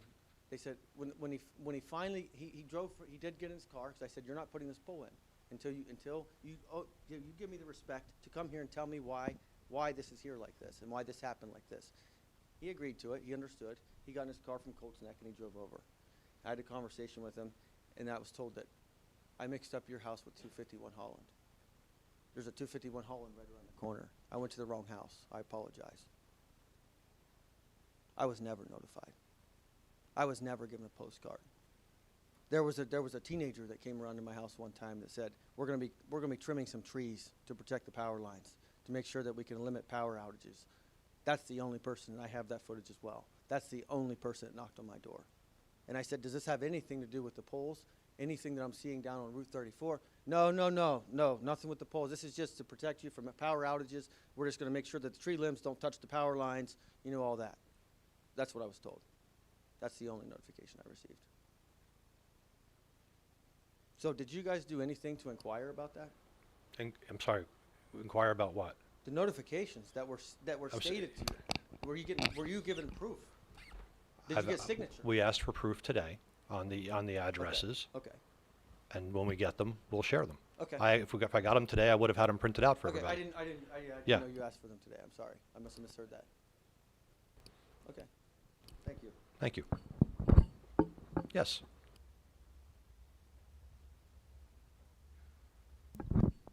Kenji, 8 Say Street. For the record, I was part of the core team for RAGE. So just for those, in case anyone didn't know, JCP&L filed the project to build these monstrosities, tall poles, back in 2016. We were, the township, including 4 other towns, had been fighting that. Was fighting that in 2017, 2018. There was no settlement. We had a clear plan. We hired our own engineer plan. It wasn't until 2018 that the proceeding before the judge reached a decision. And the BPU then later, several months after that, adopted it. So I don't know what Facebook post you mentioned. In 2017, there was no meeting that I'm aware of. And I later served as co-president of RAGE that had where we so-called agreed to this plan that we're seeing now being installed. So 2018 was the time when the decision was made by the judge and the BPU finally adopted that. Second, to my once I got aware of this, all these poles going up, I did go into First Energy's website, which is obviously the parent JCP&L. If you look at that, all these poles are being built part of a program that they filed in November 2023 with the BPU. And then in apparently February 2024, there was some kind of rate approval that permitted them proceed because then that removed some of the obstacles. So this was part of a plan that was filed in 2023. Thank you. Sure, and just to detail what I was referring to, on April 13th, 2017, Rachel Kanapka posted in detail what the plan would look like or what the alternative would look like. And I just want to make sure I have this right, so bear with me. And it's in detail, it's quite in depth. Your response was, it's a great idea, it's hard to top Rachel's update, so at a minimum, we spread the word on what has happened at the plenary hearing so far. Please go ahead, thank you. So what alternative was described? So you just bypassed that? Yeah, it's a... Because I can tell you, the expert basically said this was a technical violation back in 2016 that they wanted to build the transmission line. And we got an engineer from Florida to fly up here. And basically the solution that we are, instead of building a new transmission line, we essentially, in a layman's term, would put in giant capacitors that would stabilize the voltage. That was the plan. At less than 20% of the cost, no invasion of building any poles or anything like that. And we had the proceeding, because we actually have that in there. There was expert witness presented in the proceeding. That should have been in and I'm sure I have records of that, in 2018, when the final record was presented to the BPU. So we have it. The alternative plan was not to build any poles, was to basically install giant capacitors, and that would have solved the technical problem they were trying to solve. Giant capacitors, like, I'm asking. I see Yeah, it's a technical term, but basically it stabilizes the voltage, because there's the technical violation of voltage along certain ways, and the engineer said, listen, that's easy to solve. Yeah, and so it was not building any new poles in Homedale. That's not the information I was provided from JCP&L. No, So, but I do have a question, because I don't know the answer, because I was told. Yeah, that, I'm just giving you information. Look, I was I don't know told what that RAGE JCP is. leadership, Okay. and I don't know if it included you or not. It could have been somebody else in RAGE leadership. I don't know who all was part of that. Met with Congressman Pallone at the JCP&L offices to review this plan and give it their blessing. Were you part of that meeting? Again, there were no meetings in 2017 because we were still fighting that. Okay. Okay. Then I've we'll, said that before, I will say it again. Yeah, then we'll There have was, to there listen. was no meeting with JCP, they were gung-ho in building their transmission line as proposed. Well, then we'll see what the records say. I don't know what to tell you other than that. I can tell you legal Yeah. proceedings, we can give you the court hearings and everything. Yep. Okay.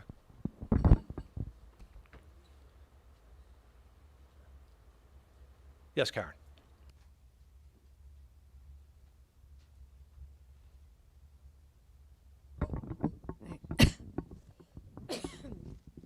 Excuse me, Karen Strickland, 26 Hayward Hills.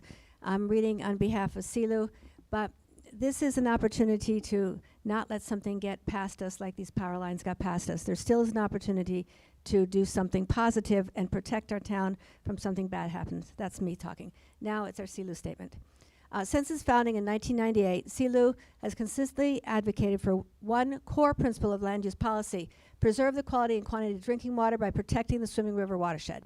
This includes upholding the value and effectiveness of septic systems and exercising extreme caution in considering any extension of sewer service. These principles are rooted in the protection of natural resources and the prevention of high-density development, goals that have long guided Homedale's planning framework and protected our community from overdevelopment. CELU is here tonight to express concerns that if sewers are extended to the Vonage property, the courts, prodded by the Fair Share Housing Center, could force Homedale to rezone the surrounding undeveloped acreage for high-density housing, especially if the township struggles to find a developer for its 100% affordable housing development. Because Southern Homedale, except for the Bellworks property, has no sewer infrastructure and is zoned for low-density housing, it has never been deemed suitable for affordable housing. High-density housing, also not only affordable. That will change if a sewer line is constructed on the Vonage property. The proposed sewer extension at Vonage would establish infrastructure that could support high-density development in Southern Homedale's 200-plus undeveloped acres, including the SS White property and Heavenly Estates.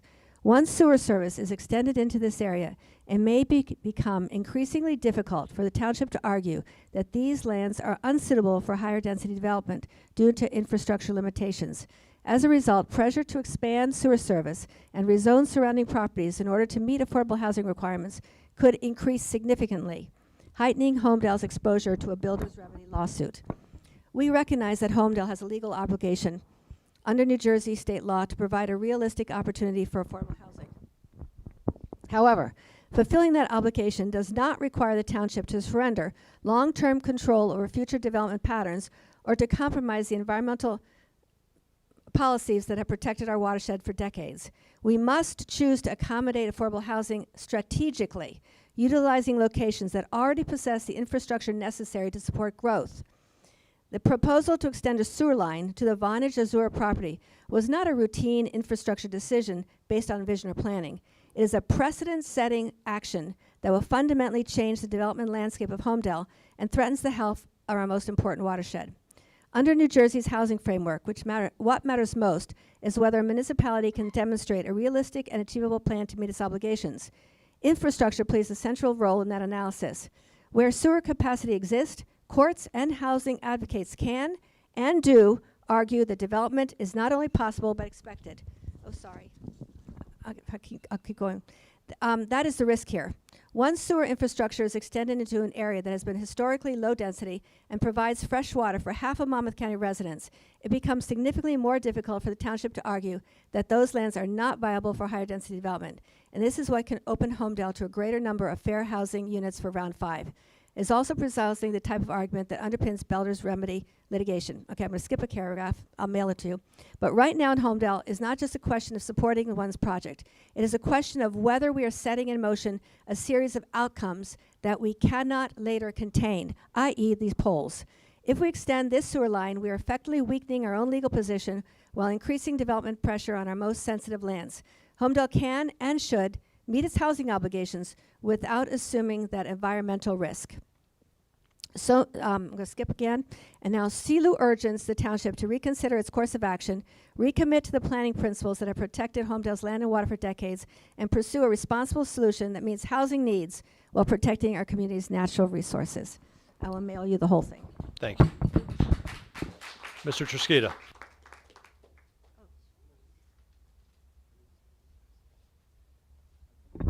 Patrick Trusquita, 56 Line Road. First, I want to comment on RAGE and the CLU support of RAGE through that time. I could say that the railroad tracks look pretty good now when you look around at Homedale. The alternate route was through the neighborhoods of Homedale, and all the poles, including the one that's in front of Nate's house, was caused because RAGE did not have the vision to see that Middletown had to be connected with Aberdeen, and they were both on the railroad tracks, and it needed to be connected. They won. They went to the BPU, and they won. But this is the result. Okay? This is the result of when you're not looking with a large enough vision. That's not what I want to comment on. I want to comment on the sewers. Homedale adopted a affordable housing plan. It was approved by the DCA. It includes sewers to Vonage for our affordable housing. And we are, my question is, where are we in the engineering of those sewers, and where are we acquiring the Route 35 property, either by eminent domain or whatever, so we can meet our affordable housing requirements and be totally different than Colsneck, who had to have a federal judge, a state judge, mandate where they were because they didn't follow their affordable housing plan.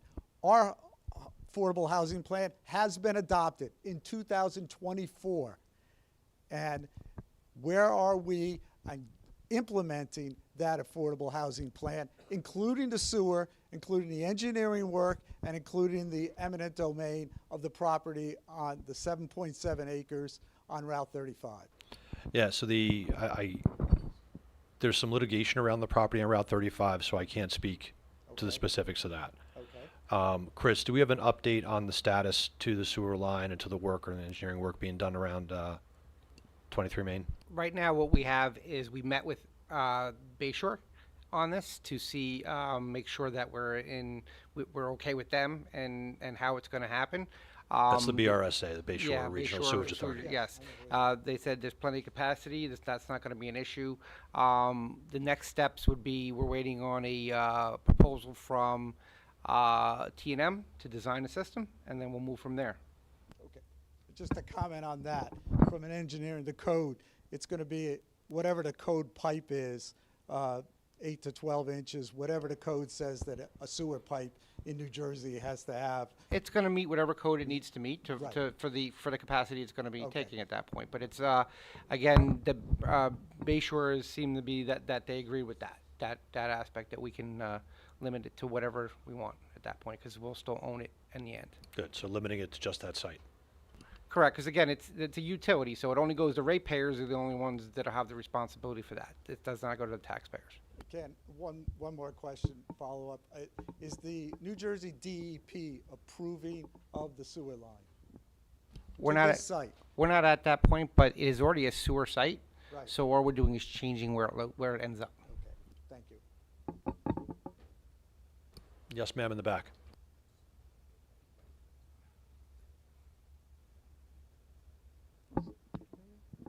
Hi, Margarita Borgo for the Summit.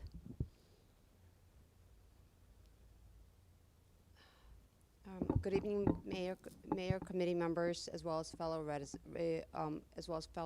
residents. I am a Homedale resident. I'm a taxpayer, a parent of 2 children who will be attending Homedale High School next year. I am here tonight to speak about the elimination of courtesy busing and the very real safety concerns it creates for students and families throughout our community. First, I want to be clear about something. This is not a political issue. This is not about one neighborhood versus another, and this is not about whether anyone supports or opposes the school district. This is about the safety of children. For years, Homedale provided courtesy busing to students who lived within the statutory walking distance from school. That transportation is now being eliminated.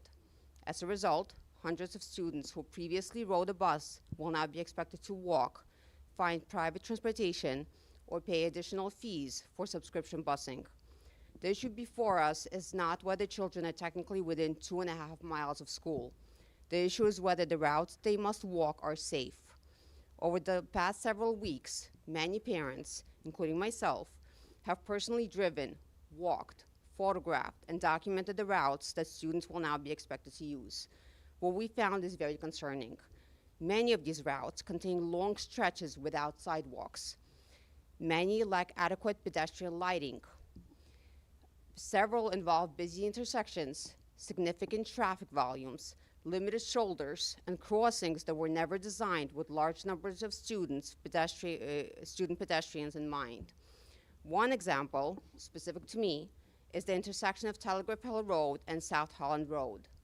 I recently recorded a video of that intersection during school dismissal time. This was just today. In just 1 minute, I observed a continuous flow of traffic moving through the intersection from multiple directions. Drivers were simultaneously monitoring approaching vehicles, turning movements, and cross-traffic. No crossing guards were present. No pedestrian signals were present. No enhanced pedestrian protections were visible. And yet, if courtesy busing is eliminated, students may be expected to navigate that same intersection every day. Not once, twice a day. Every day, in rain, in snow, in darkness, while carrying backpacks, sports equipment, musical instruments, laptops, and school materials. This concern is not hypothetical. The township itself previously recognized safety concerns at that location. A traffic study was conducted. The intersection was ultimately converted into a four-way stop. That action was taken because officials determined additional traffic controls were necessary, and that history matters because it demonstrates that concern about traffic safety at this location existed before hundreds of students were potentially added to the equation, and that is really the issue before us. The roads have not changed, the sidewalks have not appeared, the lighting has not improved, the crosswalks have not been added, the crossing guards have not been deployed, and will not be deployed based on what I heard today. The only thing that's really changing is that many more children may now be walking these routes. Over the past several weeks, hundreds of residents have expressed that same concern. More than 700 verified residents signed a petition supporting the continuation of courtesy busing until safe pedestrian infrastructure is in place. These signatures represent families from throughout Homedale, different neighborhoods, different schools, different political viewpoints, but a shared belief that student safety must come first. I also think it is important to recognize that this issue is bigger than any one family. Many parents can drive their children to school. Many parents will find a way, but not every family has that flexibility. Some parents leave for work before school starts. Some work multiple jobs. Some rely on older students to get themselves to school. Some cannot afford additional transportation costs. When transportation is removed before safe alternatives exist, the burden falls most heavily on the families with the fewest resources. That is not the kind of community Homedale strives to be. Homedale has always taken pride in its schools. We invest in education, we invest in our children, and we invest in maintaining a community that attracts families. Safe access to school should be part of that commitment. I understand that budget challenges are real. I also understand that difficult decisions must be made. And I understand that both the township and the board face financial constraints. But safety should never become an afterthought. If students are expected to walk, then safe pedestrian infrastructure should exist before transportation is removed, not afterward. Sidewalks should exist before transportation is removed. Crosswalks should exist before transportation is removed. Lighting should exist before transportation is removed. Crossing protections should exist before transportation is removed. This is simply common sense. Tonight, I am asking Township Committee to continue working collaboratively with the Board of Education to find a solution. I am asking the Township to carefully evaluate routes that students will be expected to walk. I am asking the Township to consider whether additional infrastructure improvements, pedestrian protections, traffic controls, lighting, sidewalks, crossing guards are needed. And I am asking that student safety remain at the center of every decision moving forward. Because at the end of the day, this issue is not about transportation policy. This is not about budgets. It is not about politics. It is about whether we are comfortable telling children to walk routes that adults themselves often consider unsafe. And I will say that when I took that video, I went there with my daughter. She's 14 years old. She witnessed that one-minute video, but she also saw what was happening at that intersection at the point that this was during dismissal time. She said, I am not walking that route. I was scared to cross that street.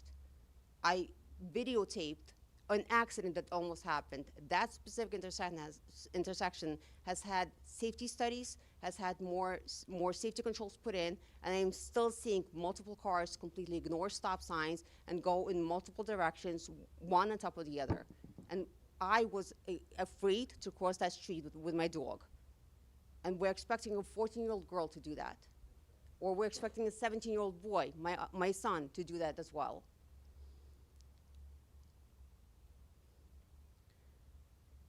I'll end with this. As parents, we have a responsibility to speak up when we believe that preventable risks exist.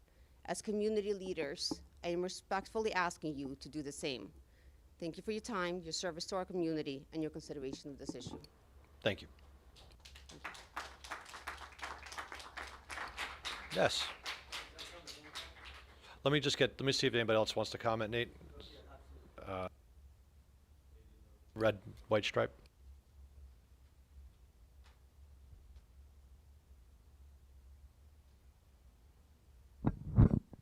Good evening. I'm Alessandra Mediago, 7 Hillcrest Road. I'm completely aligned with the last speaker, and I just want to say I did my own tour around what my children will be walking next year, and what I found the most disturbing was coming from Hillcrest Road down Homedale Road to go to SATS. I know that there was a study done, correct, I mean, you guys probably know of, and this is what the BOE did, to the sleep study about changing the school start time so that the kids would go to school later in the day. Well, now this is kind of like reversing that whole study, and now these kids are going to have to get up early. And now if we try to do the walk down Homedale Road, the sun is out sooner and the sun is out longer. But in the middle of the winter, there's only 5 lights from Hillcrest, overhead lights from Hillcrest Road, street lights down to Crawford's Corner Road. And it's so dark. It's so dark. So I'm from North Jersey, and that kind of darkness is the type of darkness that scares like the living everything out of me. So to think my daughters are going to have to walk this, I mean, I travel a ton for work. My husband is up and out of the house at 5 a.m. to go to his job. They're going to have to walk when I'm traveling. So the thoughts of there's no sidewalks. So you guys have heard all of this. You guys have been punching bags to this. I just want to reiterate, what's our town going to look like if there isn't some way to find a way for busing? What's that gonna look like? The congestion, are we gonna build sidewalks? People rushing to and fro. We already have the landscape changing with the power line, so now what's our town gonna look like? So just, I don't know what else to say. The community's frustrated, I'm so frustrated, I'm very nervous about what's coming down the road, literally and figuratively. So I just hope that there's still something that can be done just to help our kids. Selfishly for my own, but also for others who are impacted as well. But I thank you for your time. I ask you to dig deep, like think in your hearts too, like is there anything else that can be done to try to help save busing? Not only just for safety, but just for the look and the charm and the wonderfulness of our town. So thank you for the time. I hope we can all go home soon. Bye. Thank you. Lady in the back, and then Mrs. Principi, and then I'll get you.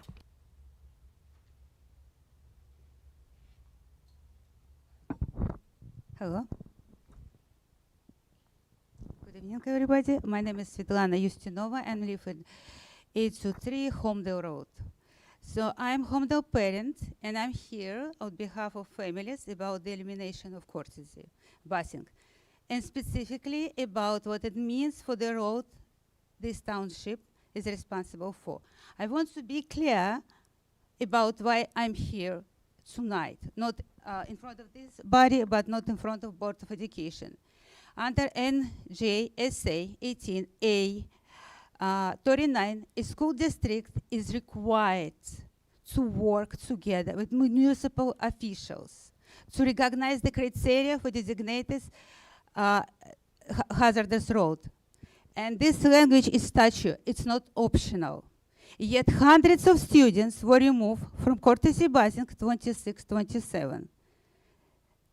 And this is process problem. And let me talk about that. There is our road, and we live in this town, and we know how our road. It's a Homedale Road, Crawford, Telegraph Hill, it's so many. And the bridges with metal rails, and no room for persons to walk.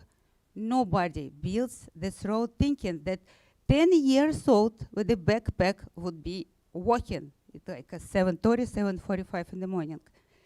But that is what September is going to be like, right?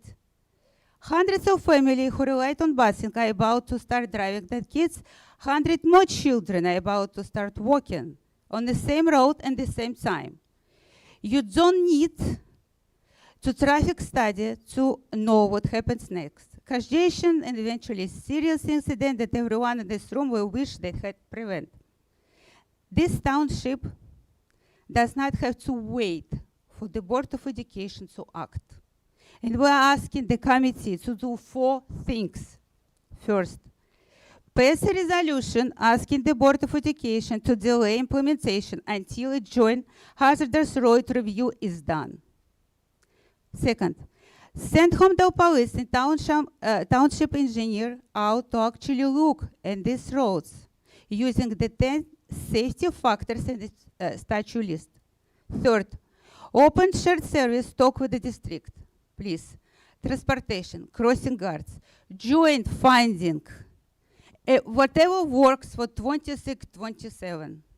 It's a fourth, the last one. And identify the sidewalks, crosswalk, and traffic this road need. And line times, the most important, that means September, not next year budget cycle. This legal minimum should never become the safety standard for Homedale children. These statutes give the township a role designation for reason, and we're asking the committee to use it. Thank you so much. Thank you. Ms. Principi?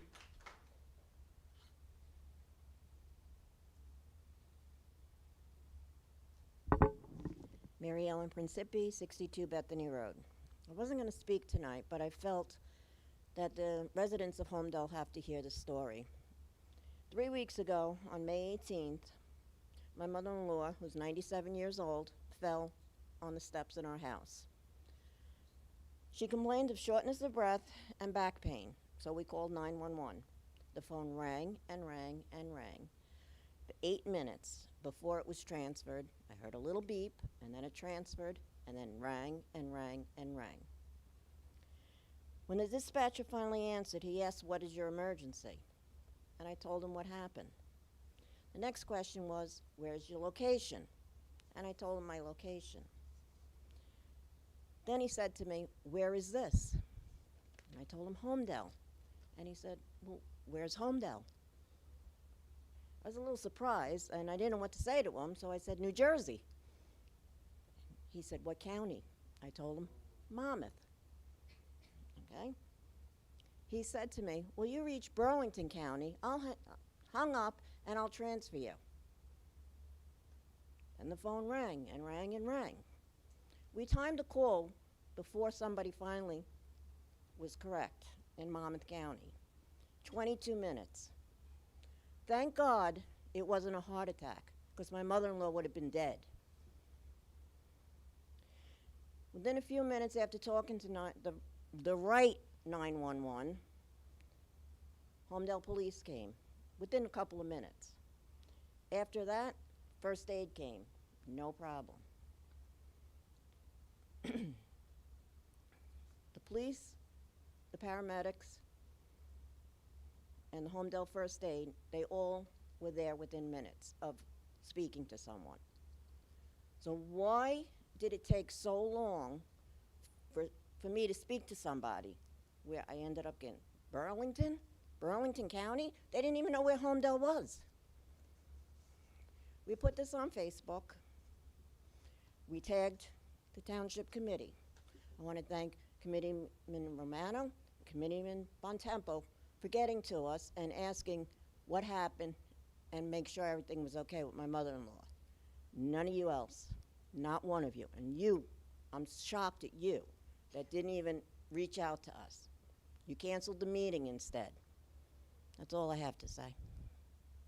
Thank you. Anybody else?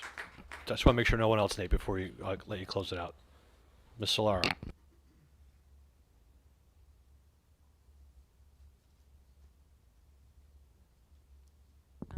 Kristen Solero, 5 Hopbrook Lane. So regarding the giant ugly utility poles, do you guys know that they can be put underground?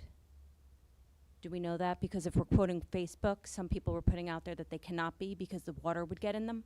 We know that's not true, right? It's up to JCP&L's discretion about whether or not they're going to spend the time and the resources So my to do that. question is, did you speak to them about that? Did you get the price differential? Did you think about using? We don't have any authority. So you have no authority to speak to them about No, we have no putting these authority to. We wires- have no authority to. To what? Demand an alternative. This is a more cost-efficient way for them to operate. This was the plan they put in place, without the municipality. So you said you explored all options, all Legal lawsuits. options. Yes. So there's no legal option to ask them what's the differential to put them underground. Yeah, we can find it out. The question was asked. I don't recall the numbers. Well, I think that's a number the town deserves to have. Sure, and we'll get it. Why didn't you get it before? Before when? This is an exercise in insanity. Like, are you guys listening to yourselves? No, I don't quite understand why we keep going back to the same point. And the same point is this. This was not something driven by the municipality. This was done as an alternative when their first attempt to meet federal regulations was shot down. Listen, Excuse me. No. They needed nothing from the town. They did not need variances. All they needed to do was inform us. That was it. This completely bypassed the municipality. There is no legal standing. There is no legal option. I've actually asked our council to look into it again to see if there is anything we didn't think about the last time we looked. Okay, so you keep sort of trying to twist this back and bring it back, and the point is still the same. This was done without the approval of the This is my first comment municipality. on this, so how do I keep doing anything? Well, I mean, you just spent like a month online talking about it. Because the town was blindsided. You did nothing. Where were the renderings? Where were the Hold on. images that explained to the town what these things? Oh, is this funny to you? Maybe you should have asked for them. Maybe as the town leaders up on that dais, you should have asked for them. Because these are like nothing we have ever seen before. The town deserved to know. They did when it was brought up in 4 meetings last year, and he did a robocall. Were there on it. renderings? Hold Oh, on, there hold was on. a No, wait, hold on, rendering hold on. put through Wait, the which is robocall? it? Which is it? That's Are they, amazing. Hold on, which is it? Did the town need to know, or did it need renderings? Because Both. the town was notified. There were Both. 4 meetings last year. There was a townwide robocall done, probably an email and a text that went along with it, I would assume, right, to cover everybody they possibly could.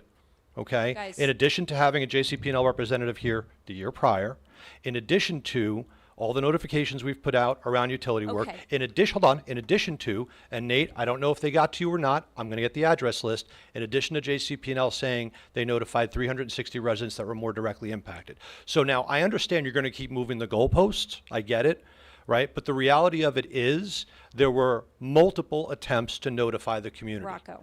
Period. We can talk about moving the goalposts. We can talk about abusive press releases. We can talk about the great gaslighting of Homedale. It has to stop, and I'll keep pointing it out until it stops. So good luck, I'm not the one gaslighting anybody. Rocco. I'm coming for you, baby. I just want to chime in here because I understand there's some frustration about the polls, and the JCP&L representative that was here was a joke. Chief Alaco and I at the time had to almost break up a fight in the parking lot between the JCP&L representative and Jay Yanello. So, I get it. I don't think it was well represented. I don't know, about bearing the polls. That's not my expertise. I don't know if that could have been presented as an option that residents could have paid for. I'm not sure. So I don't know if we explored all of the options. I think there is an effort now to try to backtrack and see if we did everything we could do. But you just said you were exploring it with the attorney, I'm right? not backtracking. But what's the recourse if we miss something for the residents? I'm confident we didn't. But then why are we doing it?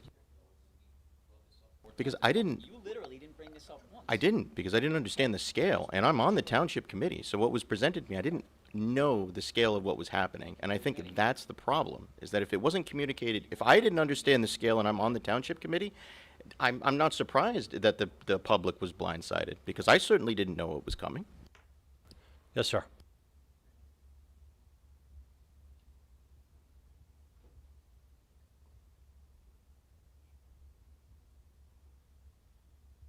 How are you? My name is Franco Rousseau. I am a resident of Homedale. I'm also the owner of 177 Stillwell Road, which is Oak Hill Farm.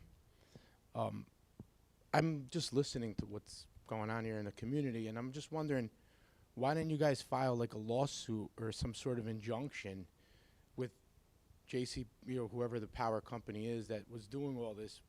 I'm sure there was some court that would give more time for you guys to explore more options, I think, in finding out if what was actually allowed or not allowed could happen. That's just my question. Thank you. I mean, it's the same answer as I gave before, which is there's no legal recourse. It's not our property. It's JCP&L. We met with I met with the person for 4 hours with the administrator and the deputy mayor at the time. We drove through all of the locations. We got them to move the poles back from several locations. We did explore a lawsuit as well.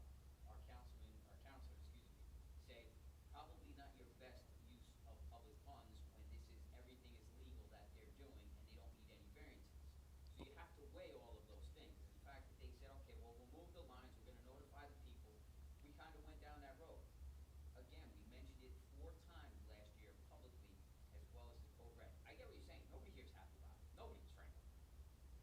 Yeah, I'm happy about it. I didn't want to spend 4 hours out on the road, but I did. I get it, but I think, when somebody is not like cooperating, let's say, or things don't seem to be what they should be, you can file motions or special court hearings at the state level and things like that, which could have possibly delayed it, at least, from somebody having a pole put in their yard, where they live. I think that's pretty extreme. That's all. Again, this is my first meeting. I'm going to start coming a little bit more, I think, for many reasons. So, thank you. Thank you. Sarah.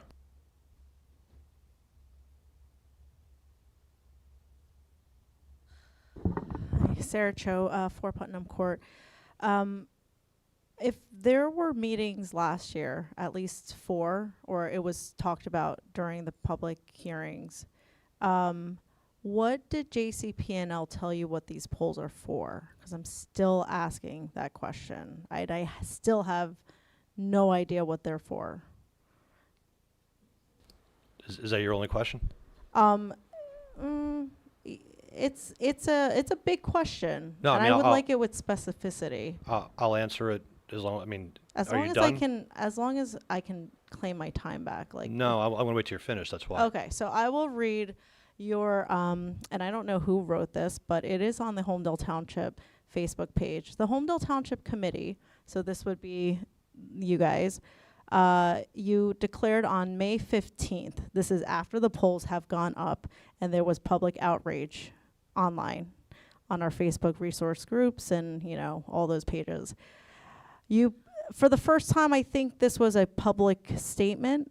This was a first public statement made on these JCP&L utility polls from Homedale Township. Mr. Foster, you can point to the other ones later. Thank you. You quote, "The Homedale Township Committee is standing firm with our residents in total opposition to the oversized utility poles JCP&L is forcing into our community. These structures are not merely infrastructure. They are a massive intrusion that fundamentally alters the character of our historic neighborhoods. Mayor Rocco Impreveduto has made the township's position clear, saying, we are taking a hard line against JCP&L's disregard for our community. For too long, utility giants have used quote, resiliency as a blanket excuse to bypass local standards. Homedale is not a pass-through for corporate convenience, and we will not be silent while our rural and suburban landscape is industrialized. Okay, so there's quite a bit more, but I do encourage the public to read this for themselves. It goes on to say, our opposition to this project has been hands-on from the start.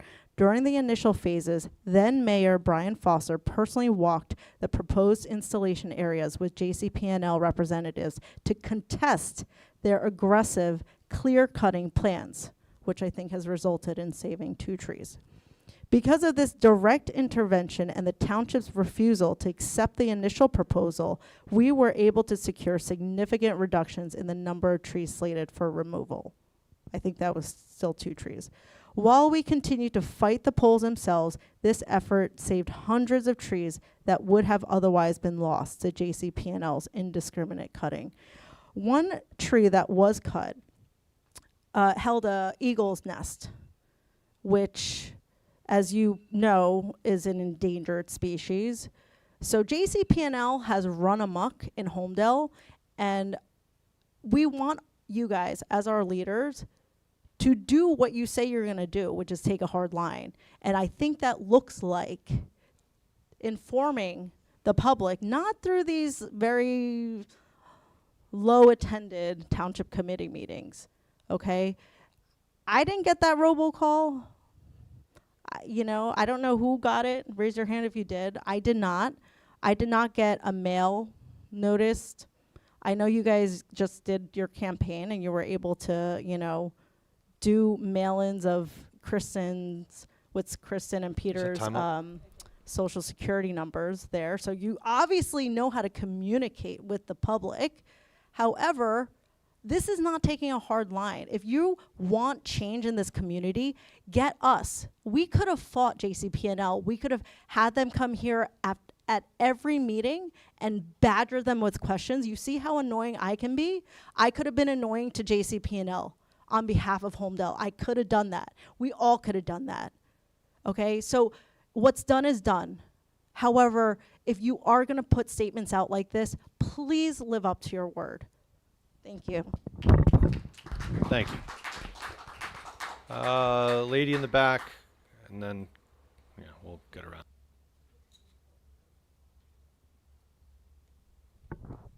Hi. Is it on? Okay. Hi, Anna Levine, 33 Ashley Drive. I wasn't going to speak today. I just I'm aligned to all the speakers who talked about the cut to the. Ma'am, I apologize. I didn't hear your name. Anna Levine, Thank you. 33 Ashley Drive. Thank you. You got it. I'm aligned to everyone who's talking about cutting the courtesy busing, and completely agree with all the points. But I think one point that hasn't been made that is the reason that I got up to speak here today is the approach, right? So on June 5th, 5 days ago, families received an email notifying them that a $500 non-refundable deposit is due by June 11th to secure transportation for September. Summer has not even begun. Many of us do not know what our September circumstances will look like, whether a job will require us to be on site, a carpool can be arranged, or anything can be changed in these 3 months. We might move out of town, right? And some of us have 2, 3 kids and more that will require this commitment, right? So the district is asking families to make an irreversible $500 financial commitment within 6-day notice, right? It's due by June 11th. Under conditions of complete uncertainty with no viable safe alternative if they cannot or do not pay. That is not a reasonable policy. That is a structure designed to extract fees from families who have no real choice, no safety assessments, no infrastructure in place. It is coercive and should be recognized as such. Over 700 individuals who signed the petition do not object to budgets being balanced. We're being given no safe alternative for our children. Thank you. Thank you. Guys, I don't think we're gonna double up tonight. If everyone's had their 1 point, Peter.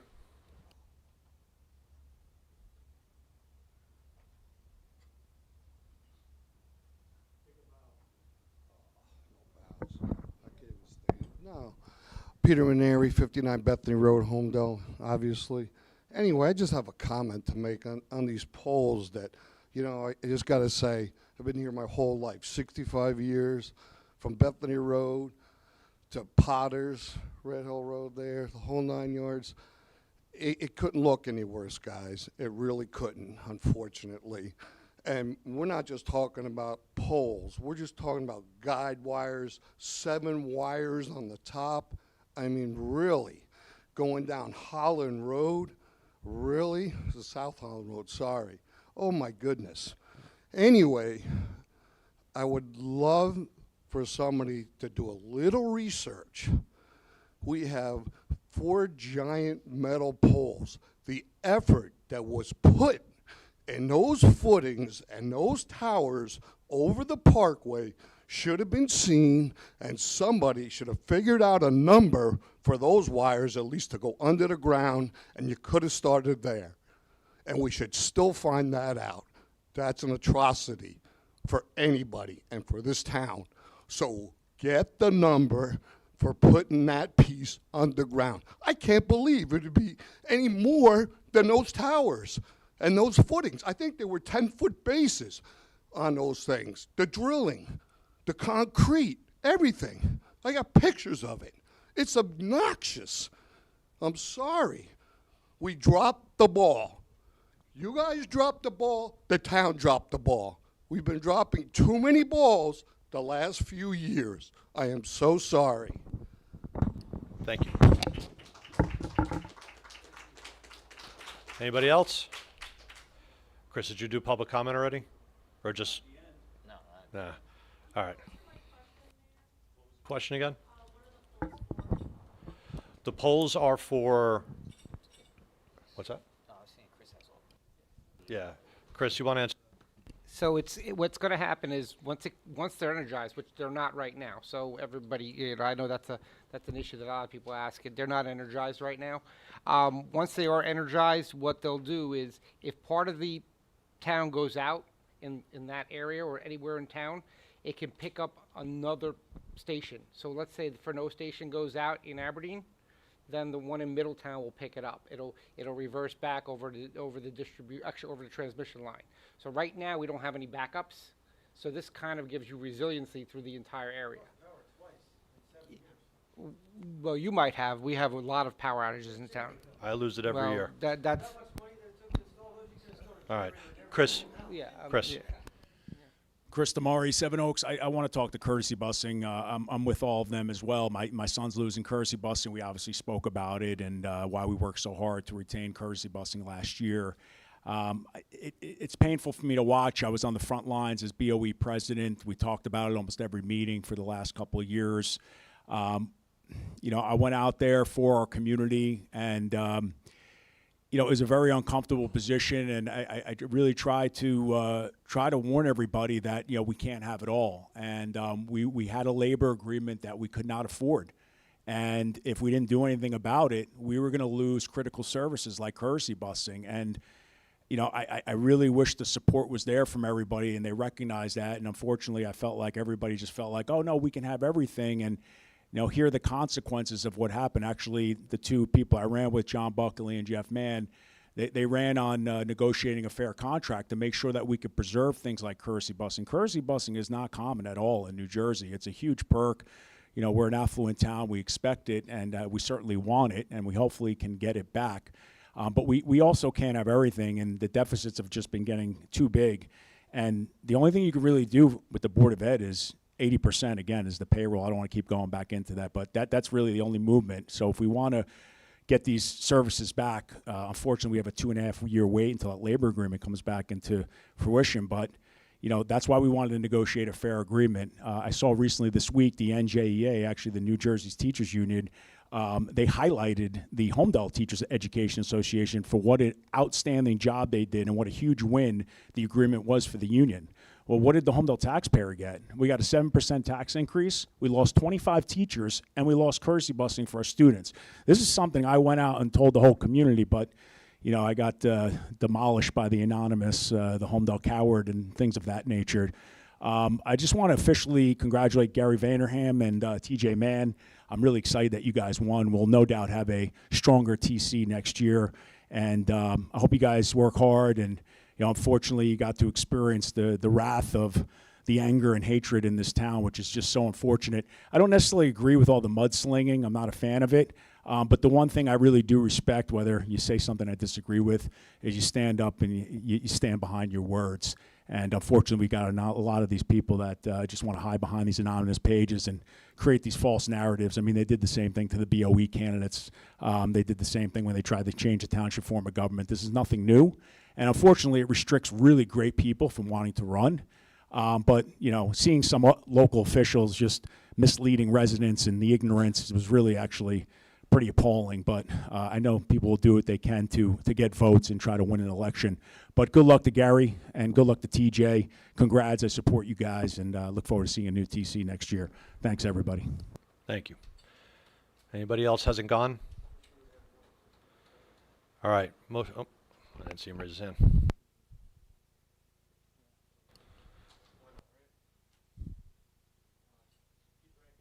Brook Lane, is this thing on? I'm holding a lawsuit that you guys have sitting over there for, what is that, Oak Hill Farms? It's a judgment from the judgment? Okay. judge, yeah. I just look at this as it's going to cost us a bunch of money as taxpayers. What I see there is somebody coming into town, making a farm, right? Buying another piece of property next to it to make it even bigger, to make it more of a farm. And I see what it's going to cost us to fight something. Why can't we just work with whoever owns this farm? I mean, you guys obviously hate farms. I mean, we dealt with that during the election. And this guy, I'm sorry? Oh, yeah, seriously. So this guy comes into farm. He's not coming in to develop. He's not coming in for a pilot program. I mean, you guys rezoned enough this year. Why not make it a farm? Why not help this person out and to add to the bucolic nature and look of our town rather than ruin our town, honestly. Facebook. Is that a government website? Like, is Facebook government? Is it illegal to restrict what people can and can't see? Because when everything went up, there were 150 comments on, I believe it was the polls, right? That night that went up. I think I was able to see 8 of them. And people were going crazy over that, right? You too? I mean, can we do something to fix this so we can be transparent about things in town and not have to speculate and go on and listen to what some people have to say, half truths, full truths. We can all kind of figure out what's going on. And sorry, right? I mean, could we take care of that? Yeah, Chris. I don't think the rules have changed on The what's rules been never done. changed. It's been the same way for several years now. But can it change? It's not. It's supposed to be an informational page. That's what it started out as. It's supposed to be, we're giving out information. There's plenty of other pages that you can go back and forth with. Ours is supposed to be informational.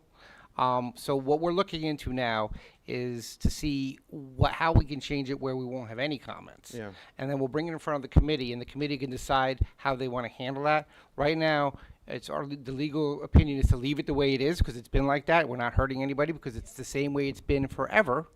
Right? And then what we'll do is we'll give them the opportunity to vote on it if they want to allow them at all, or they want to keep it the way it is, or change it. But that's completely up to them. But it is supposed to be informational. Towns usually use them as informational. Other towns I've been in, we don't allow any comments. Right? So it'll be up to the committee. They'll make the policy. I'll follow it. But that policy was in effect way before I was on. I think way before many of these people were even on the committee. That's been on for years like that. And that's why you saw 8 comments, because most likely the 8 people you saw are friends of yours People on that I knew, Facebook. correct. Right. If they're not people you know, then you will not see their comments. Okay. And the other thing. Yeah. Again, that's how it's set up. We don't control. Like after that, did you block them? I mean, that might could have happened too. All right.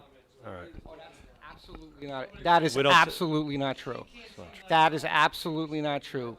That is, we do not remove comments. We do not. Just one person handles it and nobody removes it. All right, Peter, wrap up. Yeah, and back to the wires. I do know for a fact those wires could have been buried. I had them over at my farm. There's 400 foot of wires that I'm potentially going to lower because of my airstrip. It interferes. And they were negotiating a price. So I know there's areas, that could have been detrimental to values of homes that could have been buried. And I think we could have fought harder for it, or fought at all for that matter. You know, there's just more we could have done about this, and that's all I have to say. Thank you. Anybody else? All right. Motion to close? Second.